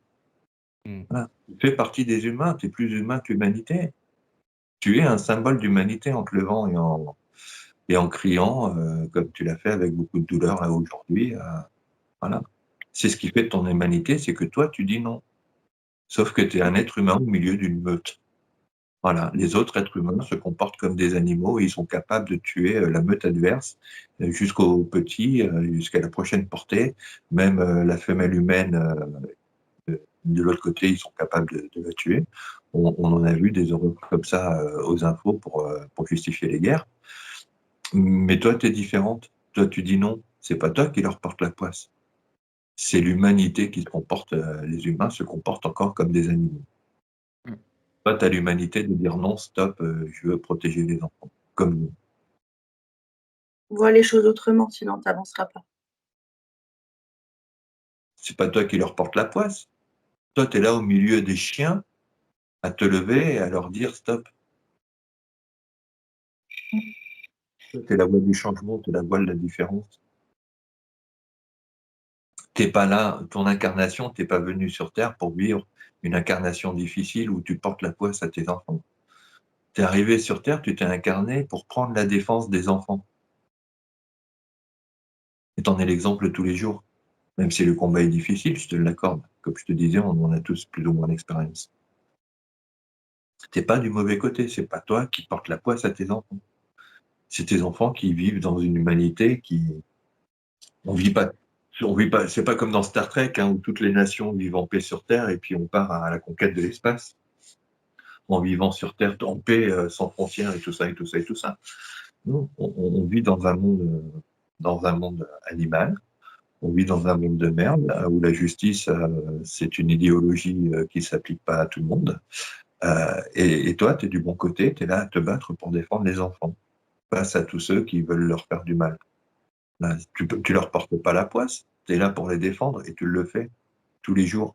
C'est un combat difficile, fatigant, tu as besoin de repos, tu as besoin de soutien aussi, mais tu n'es pas du mauvais côté.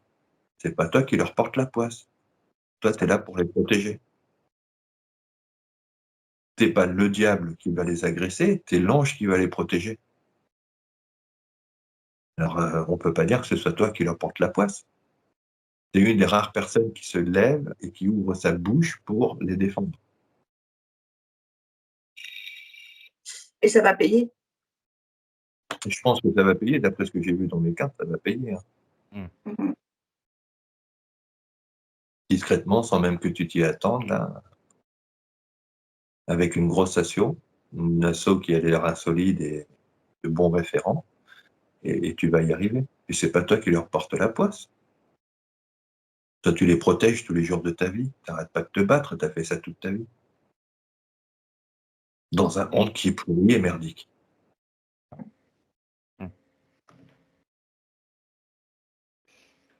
Toi, tu es un ange.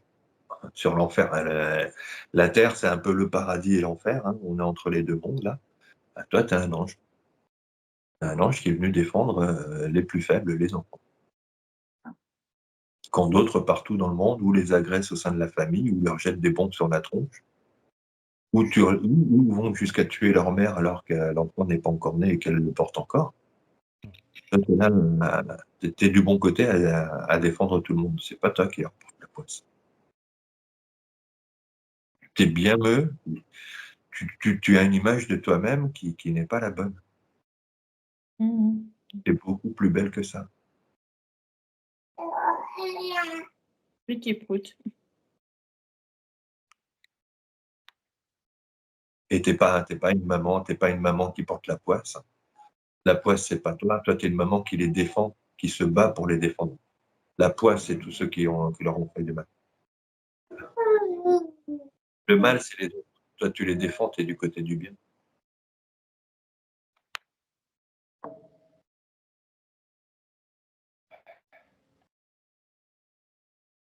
Je pense que tu devrais aller dans ta salle de bain, te regarder dans le miroir et te dire putain, je suis fier de moi dans ce monde de merde. Mhm. Regarde-toi dans le miroir et dis-toi putain, mais moi je les défends quand tout le monde les agresse. Moi je me bats pour eux quand tout le monde se bat contre eux. Va te regarder dans la salle de bain, regarde-toi, aime-toi parce que ce que tu fais c'est Mais bien. même pour mon fils Dylan, là, qui a été victime de sévices sexuels en colonie de vacances là, au mois d'août l'année dernière. Enfin, quand les services, déjà ils m'ont mis au courant longtemps après. Ouais.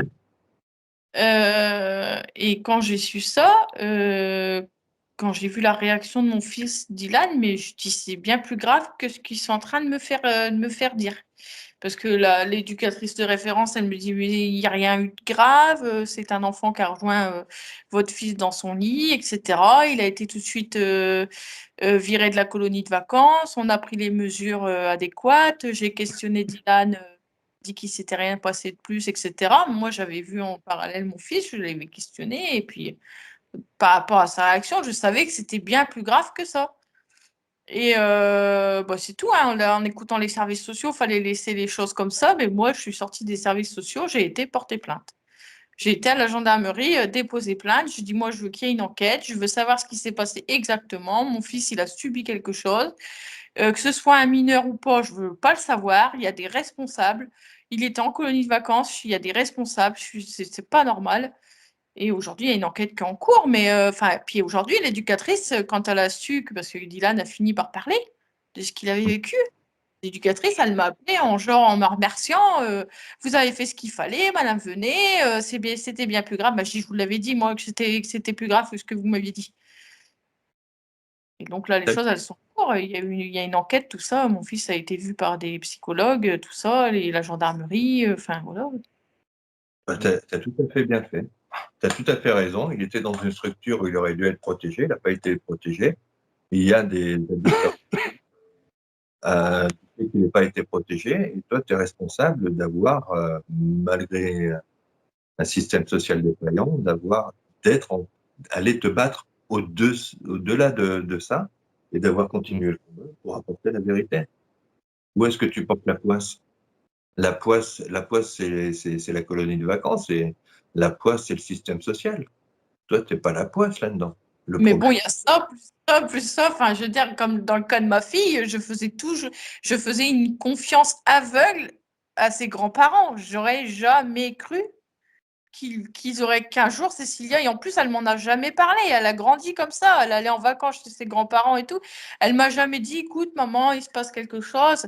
Elle m'a jamais rien dit. Et encore aujourd'hui, là, quand je l'ai su à ses 18 ans que les gendarmes sont venus à la porte, elle m'a répondu, ma fille, de toute façon, je vis avec et je fais avec. Et enfin, c'est ça, puis ça qui fait que je me dis, mais en fait, je suis un poison pour mon entourage, quoi. Et ça n'arrive pas à beaucoup de personnes d'avoir. C'est tout le temps des trucs, en plus, liés au sévice sexuel. Hein. C'est pas pour autre chose, c'est toujours lié au sévice sexuel, de toute façon. Et Jérémy qui voudrait s'exprimer, je crois. Ouais, il a quel âge, ton fils? Merci, Christophe. Dylan, il va avoir 14 ans. 14 ans, d'accord. Parce que moi, ma fille, tu vois, là, bon, c'est un exemple tout con, hein, mais c'est pour, comme tu parlais de l'école, avec les problèmes, etc. Ma fille, elle a 4 ans. Voilà, elle est en maternelle. À 4 ans, ses copains, ses copines sont tous des monstres, mais vraiment cruels, qui se foutent sur la gueule. Et les instituteurs, tout ce qui tourne autour de l'établissement, ne réagissent pas. Ah oui? Ouais, donc le problème est partout en fait. Le problème de l'école maintenant, de toute façon, quand tu vois tout ce qui se passe dans les écoles, c'est pas étonnant. Moi, je me rappelle de cette époque où on avait 3-4 surveillants qui nous surveillaient en récréation. Tu Ouais, faisais ouais. le con, chopé par l'oreille, foutais au bureau. Ça n'existe plus tout ça. Il n'y a plus tout ça. Mais les gens, ils ont l'air d'oublier ce petit détail que nous, on a connu à l'époque où on était un peu plus, on va dire, à l'abri. On était un peu plus à l'abri. Tes enfants, tu pouvais les mettre à l'école sans avoir la boule au ventre. Maintenant, moi, ma fille, elle va à l'école avec la boule au ventre. Il y a le terrorisme, il y a tout ça. Il y a tout ça qui joue. Mais moi, quand je vois le portail de l'école de ma fille, etc., mais ça fout les boules. Tu passes au-dessus. Il n'y a rien de fermé, il n'y a rien de. Il y a rien de concret, en fait. Il y a rien de concret.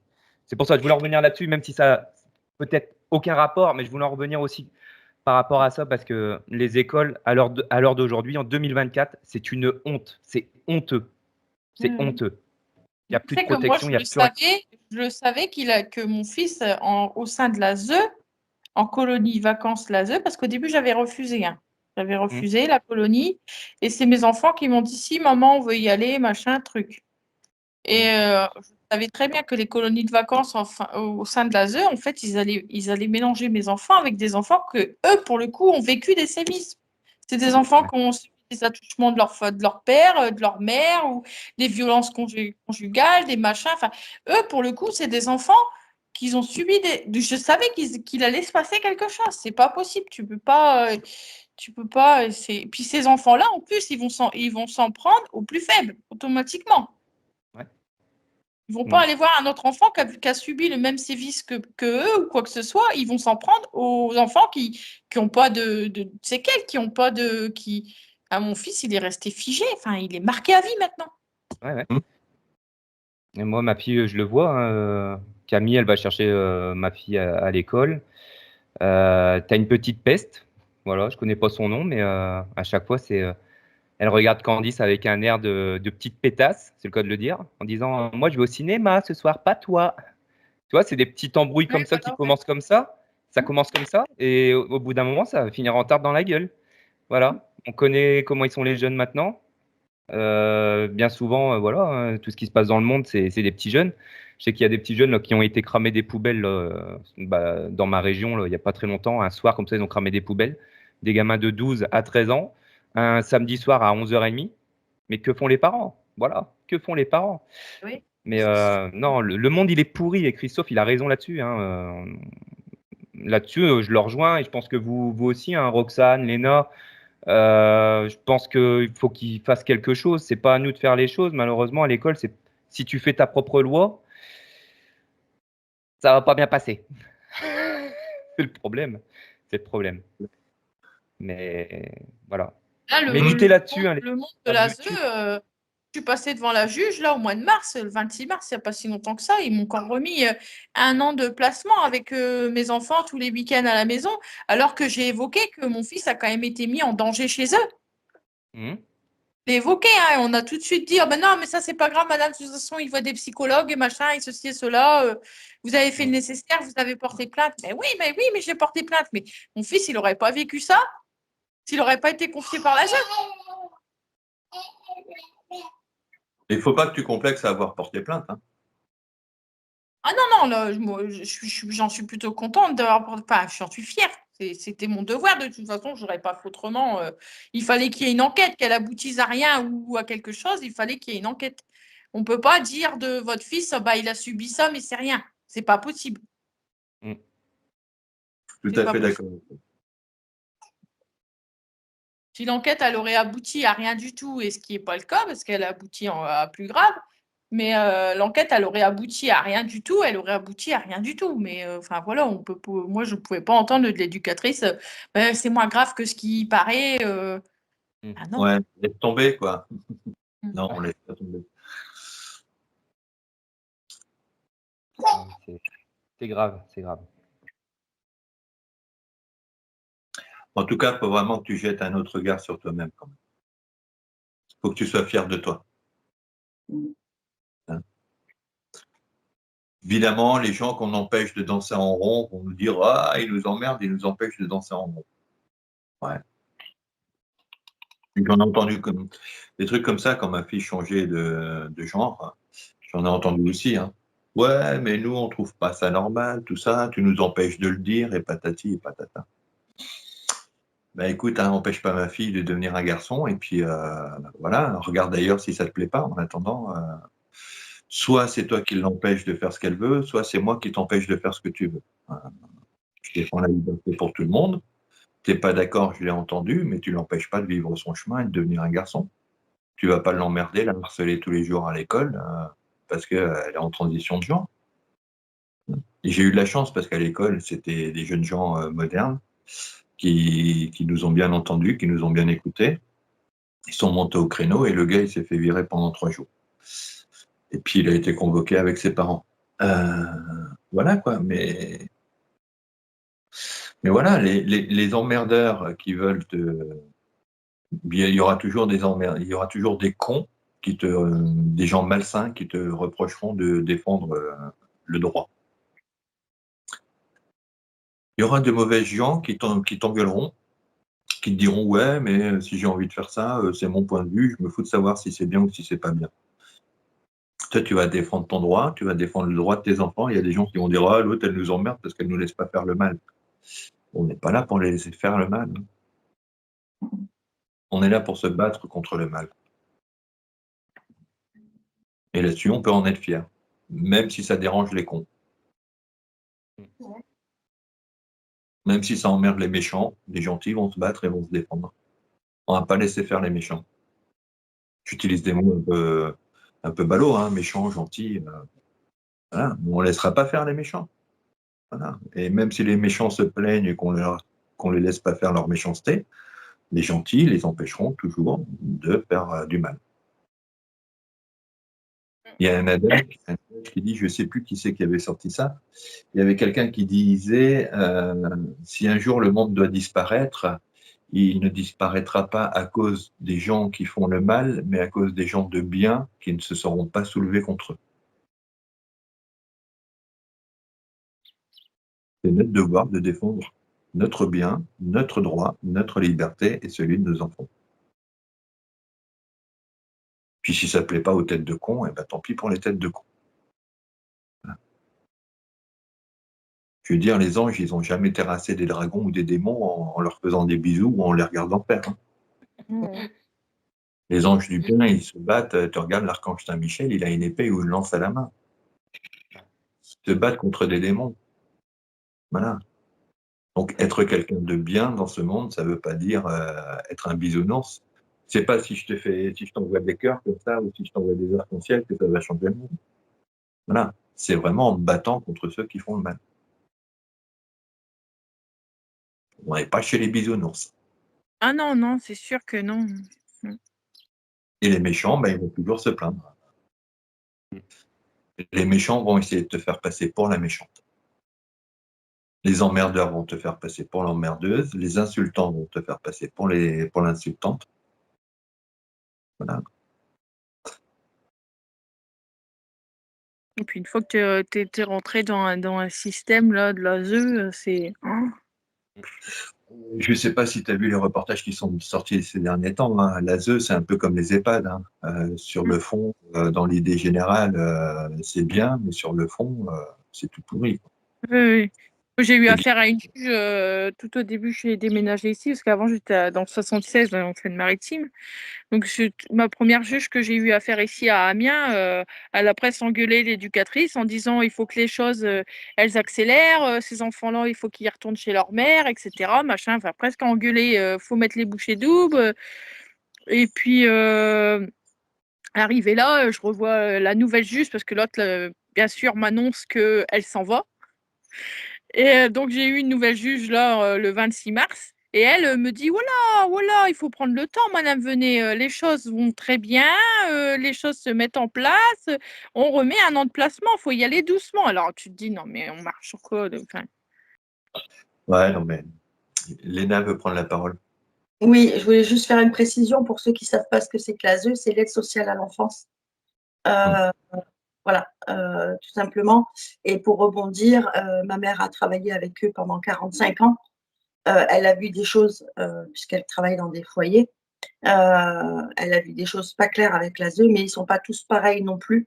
Je tiens quand même à faire la petite parenthèse, parce que moi, je vois, hein, ma mère s'est battue. Ma mère a risqué sa vie parce qu'elle a dénoncé des choses qui se passaient dans des foyers. L'ASE l'a beaucoup aidée.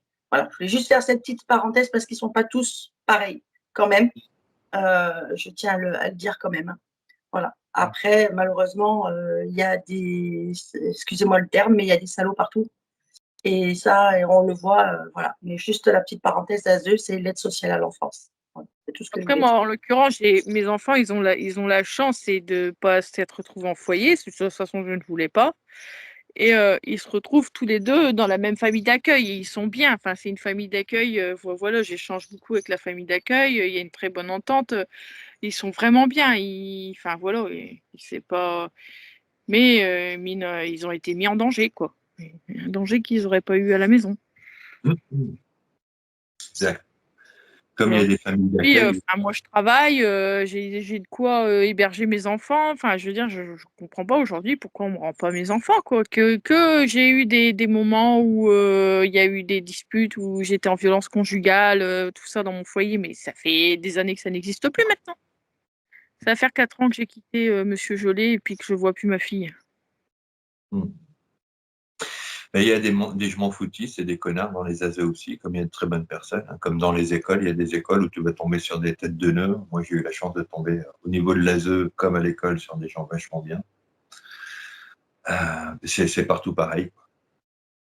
Là, j'ai mon plus grand là qui a 15 ans, ça va faire 3 fois qu'il...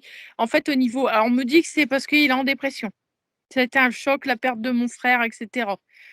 Le fait que le placement soit reconduit, machin, ceci, cela. Mais moi, j'en mettrais ma main à couper qu'il a un problème de santé. Mais on me dit, on a fait des prises de sang, il n'a rien du tout. Il est extrêmement fatigué. Il dort tout le temps, alors que ce n'était pas ses habitudes. Il baille tout le temps. Et puis d'un seul coup, paf, il va revenir en pleine forme. Puis une semaine après, il va rechuter encore. À s'isoler, à être fatigué, à bailler tout le temps. Je l'ai encore eu ce week-end complètement fatigué. La famille d'accueil me dit, mais on a fait des prises de sang, il n'y a rien, il n'y a rien. Mais moi, je suis persuadée qu'il se passe quelque chose au niveau santé. Il se passe quelque chose. J'ai ma nièce, la fille de ma sœur, qui sort il y a l'année dernière de leucémie. Elle s'est battue durant 6 ans avec ça. Et moi, je suis persuadée, il y a un truc qui nous dépasse là. Quoi, j'en sais rien, mais il y a un truc, mon fils, il a un problème de santé.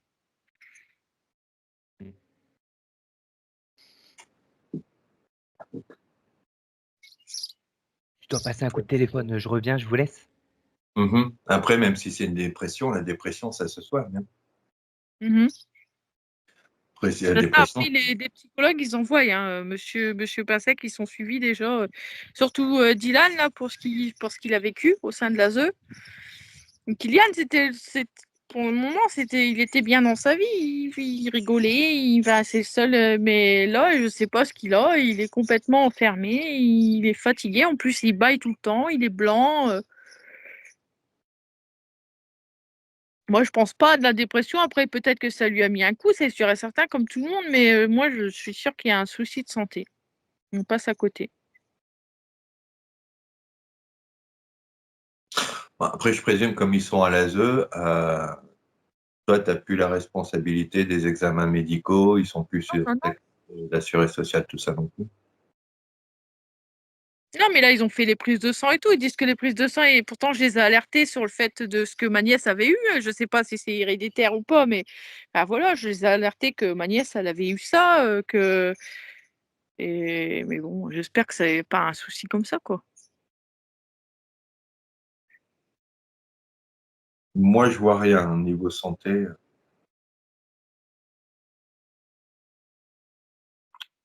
Moi non plus, je te rassure, je vois rien dans ce sens. J'avais oublié de remettre mon micro.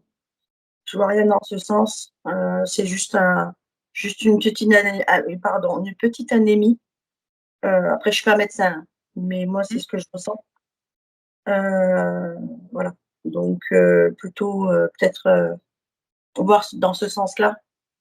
Mais il y a vraiment rien de grave. Ne va pas chercher des maladies s'il n'y en a pas. Voilà. Ne t'inquiète pas là-dessus. Y a pas de souci. Voilà. Après, comme je te dis, je ne suis pas médecin, hein, mais moi, je ressens pas de grave maladie sur un de tes enfants. D'accord. Donc, ne vois pas tout en noir non plus aussi. Et alors, je comprends, hein, tu n'as pas une vie très facile et je comprends qu'il y a un Oui, moment avec tout ce donné qui m'arrive, je commence à désespérer quand je vois mon fils là qui est malade. Je me dis putain, il va quand même tomber un truc sur les épaules que je suis même pas prête. Justement, prends-le autrement et dis-toi que bon, ben là, c'est un moment dur, mais je pense qu'on est tous ici, on a tous vécu quelque chose de difficile. Mais continue à faire ce que tu fais. Prends de la distance aussi. Prends soin de toi et prends de la distance déjà. Et puis, pour y voir plus clair, parce que tu ne peux pas tout mener de front. Mon grand-père, il me disait toujours un pas après l'autre. Peut-être que ça va te parler, mais voilà. Mais ne pars pas dans des objectifs négatifs, parce que comme dit quelqu'un que j'aime beaucoup, hein, qui est la femme de Jérém, ne programme pas.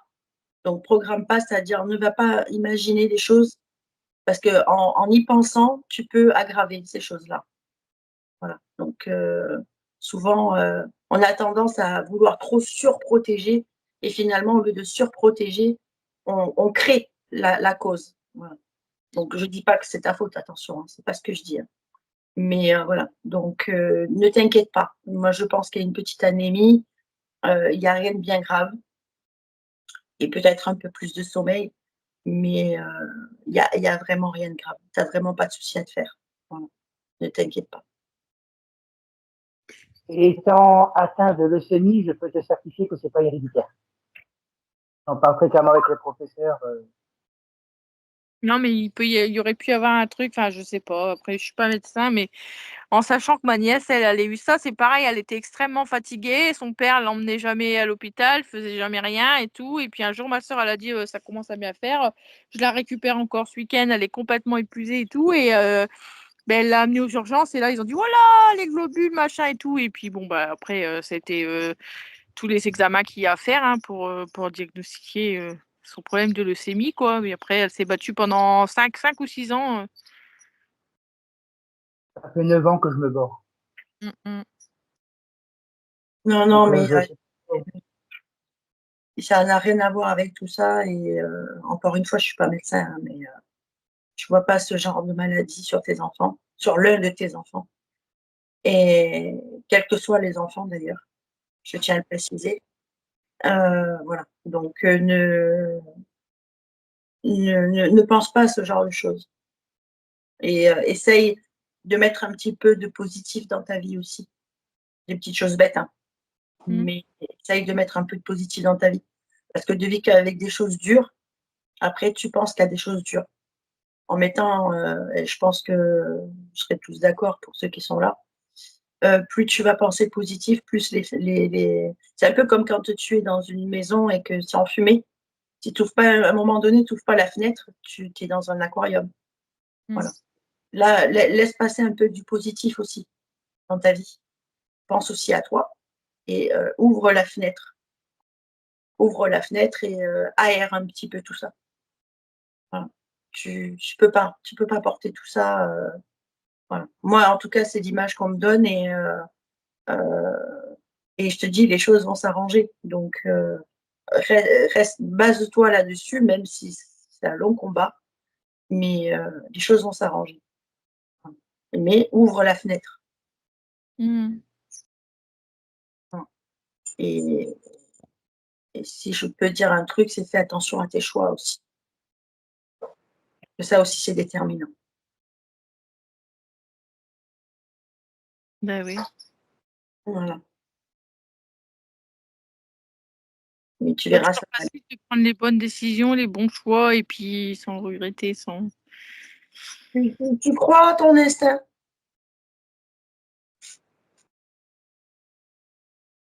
Est-ce que tu crois en ton instinct? J'y crois plus trop, non. Je sais pas. Ben, tu devrais peut-être le croire. Tu devrais l'écouter un peu plus. C'est quand on me dit qu'il y a tout ce qu'a pu dire Christophe qui arrive et tout ça, du positif et tout. Enfin, c'est plutôt dans ma vie, c'est plutôt pour l'instant parce que bon, j'ai refait ma vie. Il y a le petit Raphaël qui est arrivé, tout ça, qui est venu au monde et tout. Mais enfin, j'ai mon conjoint. Enfin, il fait que de me tromper tout le temps. C'est ce que je te disais tout à l'heure. Fais les bons choix. Je ne voulais pas le dire à l'antenne, mais fais les bons choix. Base-toi sur le tout petit et voilà. Et tu verras quand c'est ta porte ouverte, c'est ta fenêtre, c'est ta bouche d'aération, si je puis dire. C'est la seule chose qui peut arriver à te réveiller et te dire bon, bah, maintenant, j'ai des choix à faire. Et écoute-toi un petit peu. Et tu verras que ça ira beaucoup mieux.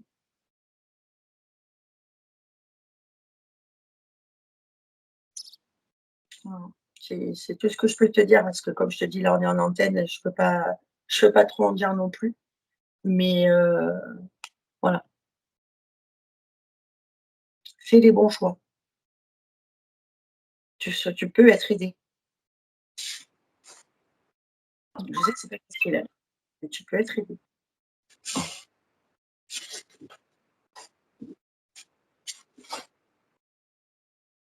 D'accord? Oui, oui.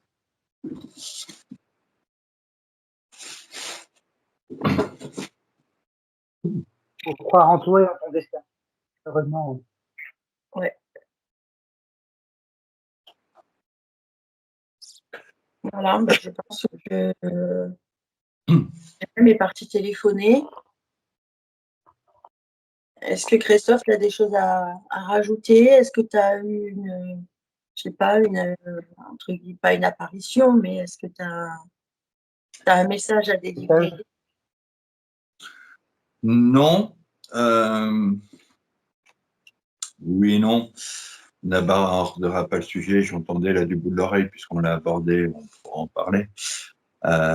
Du conjoint, des choix de vie.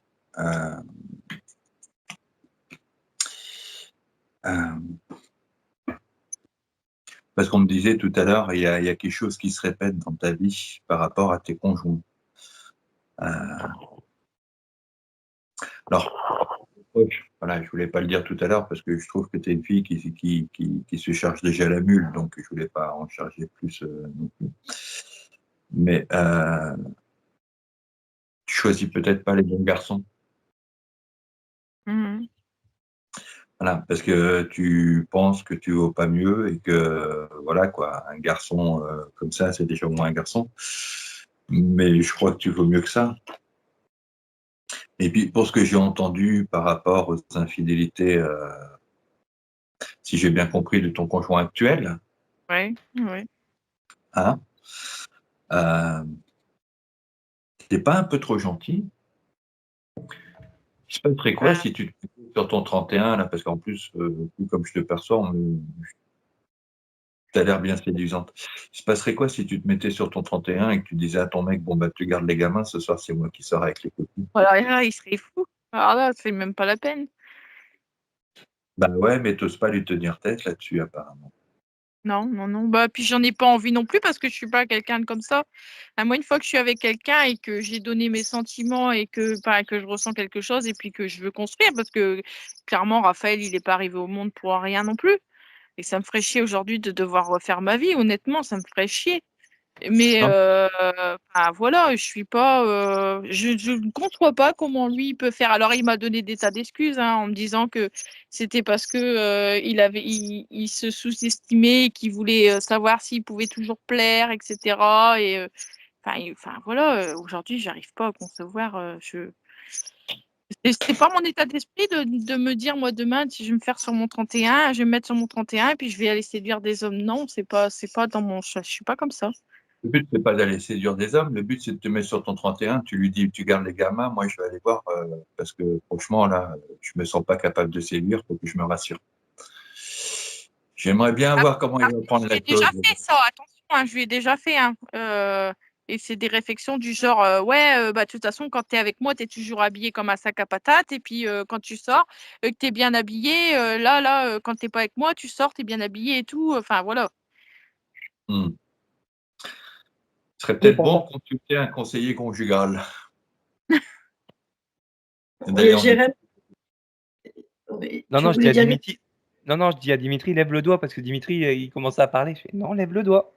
C'est la base, ça. Non, mais raccroche pas, vas-y.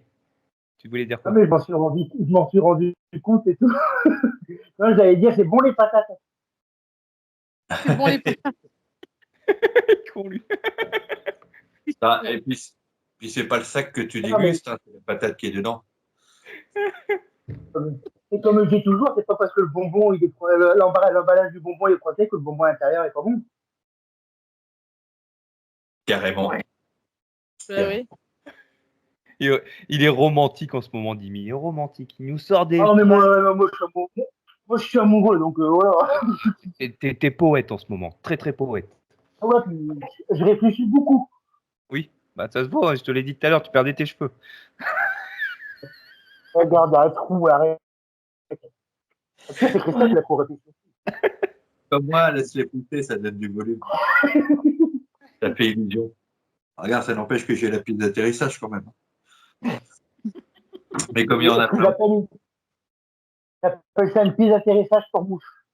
c'est ça, ouais.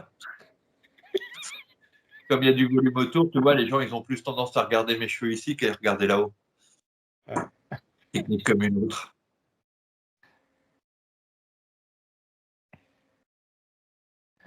Après, pour les histoires d'infidélité, il faudrait peut-être aller en parler avec un conseiller, un psychologue pour couple peut-être, histoire de remettre les choses à leur place, ça peut aider des fois.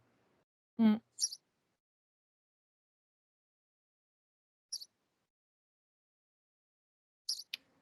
Ah, j'ai loupé plein de trucs en fait. Je suis désolé, hein, j'ai dû répondre au téléphone. Ben, Non, je t'en prie. non, bah, c'est pas grave, je regarderai la rediff pendant le montage. Ne t'inquiétez pas. J'aurai pas de retard.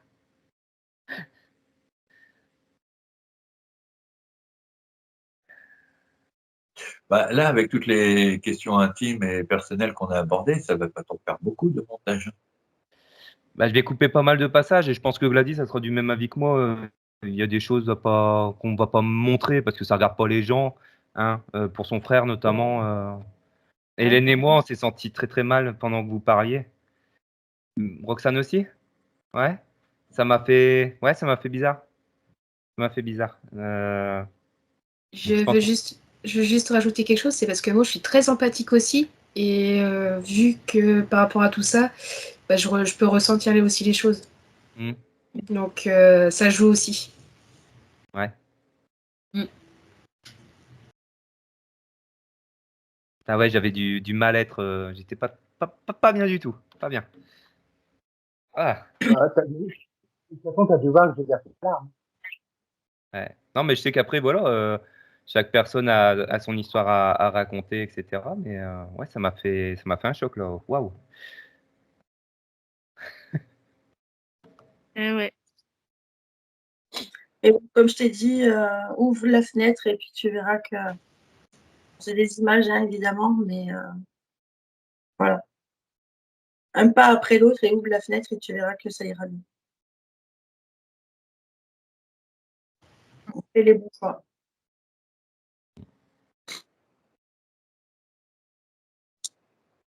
En tout cas, on te le souhaite. Ouais. Puis t'hésites pas hein, sur Facebook, il y a Dimitri, il y a moi, etc. Si tu as besoin de parler, on est là. Hein. On est là. On se voit dimanche. Ouais.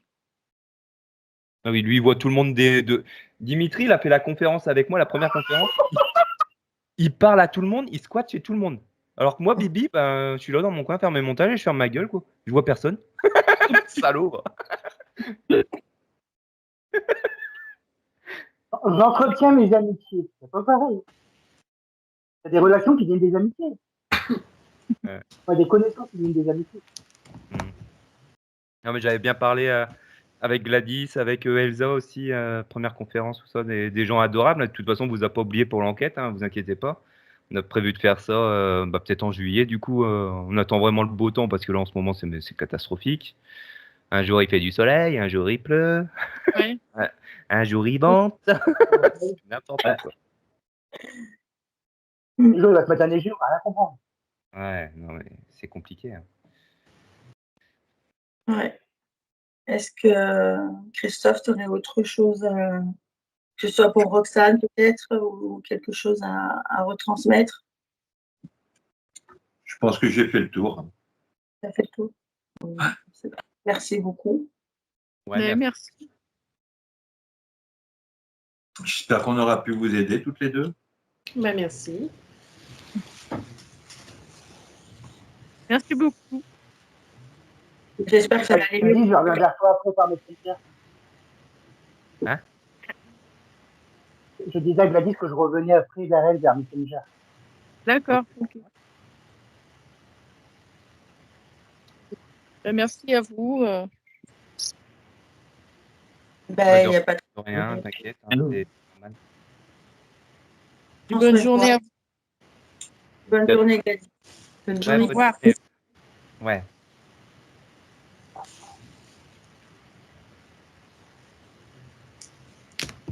Bon. Voilà. Voilà.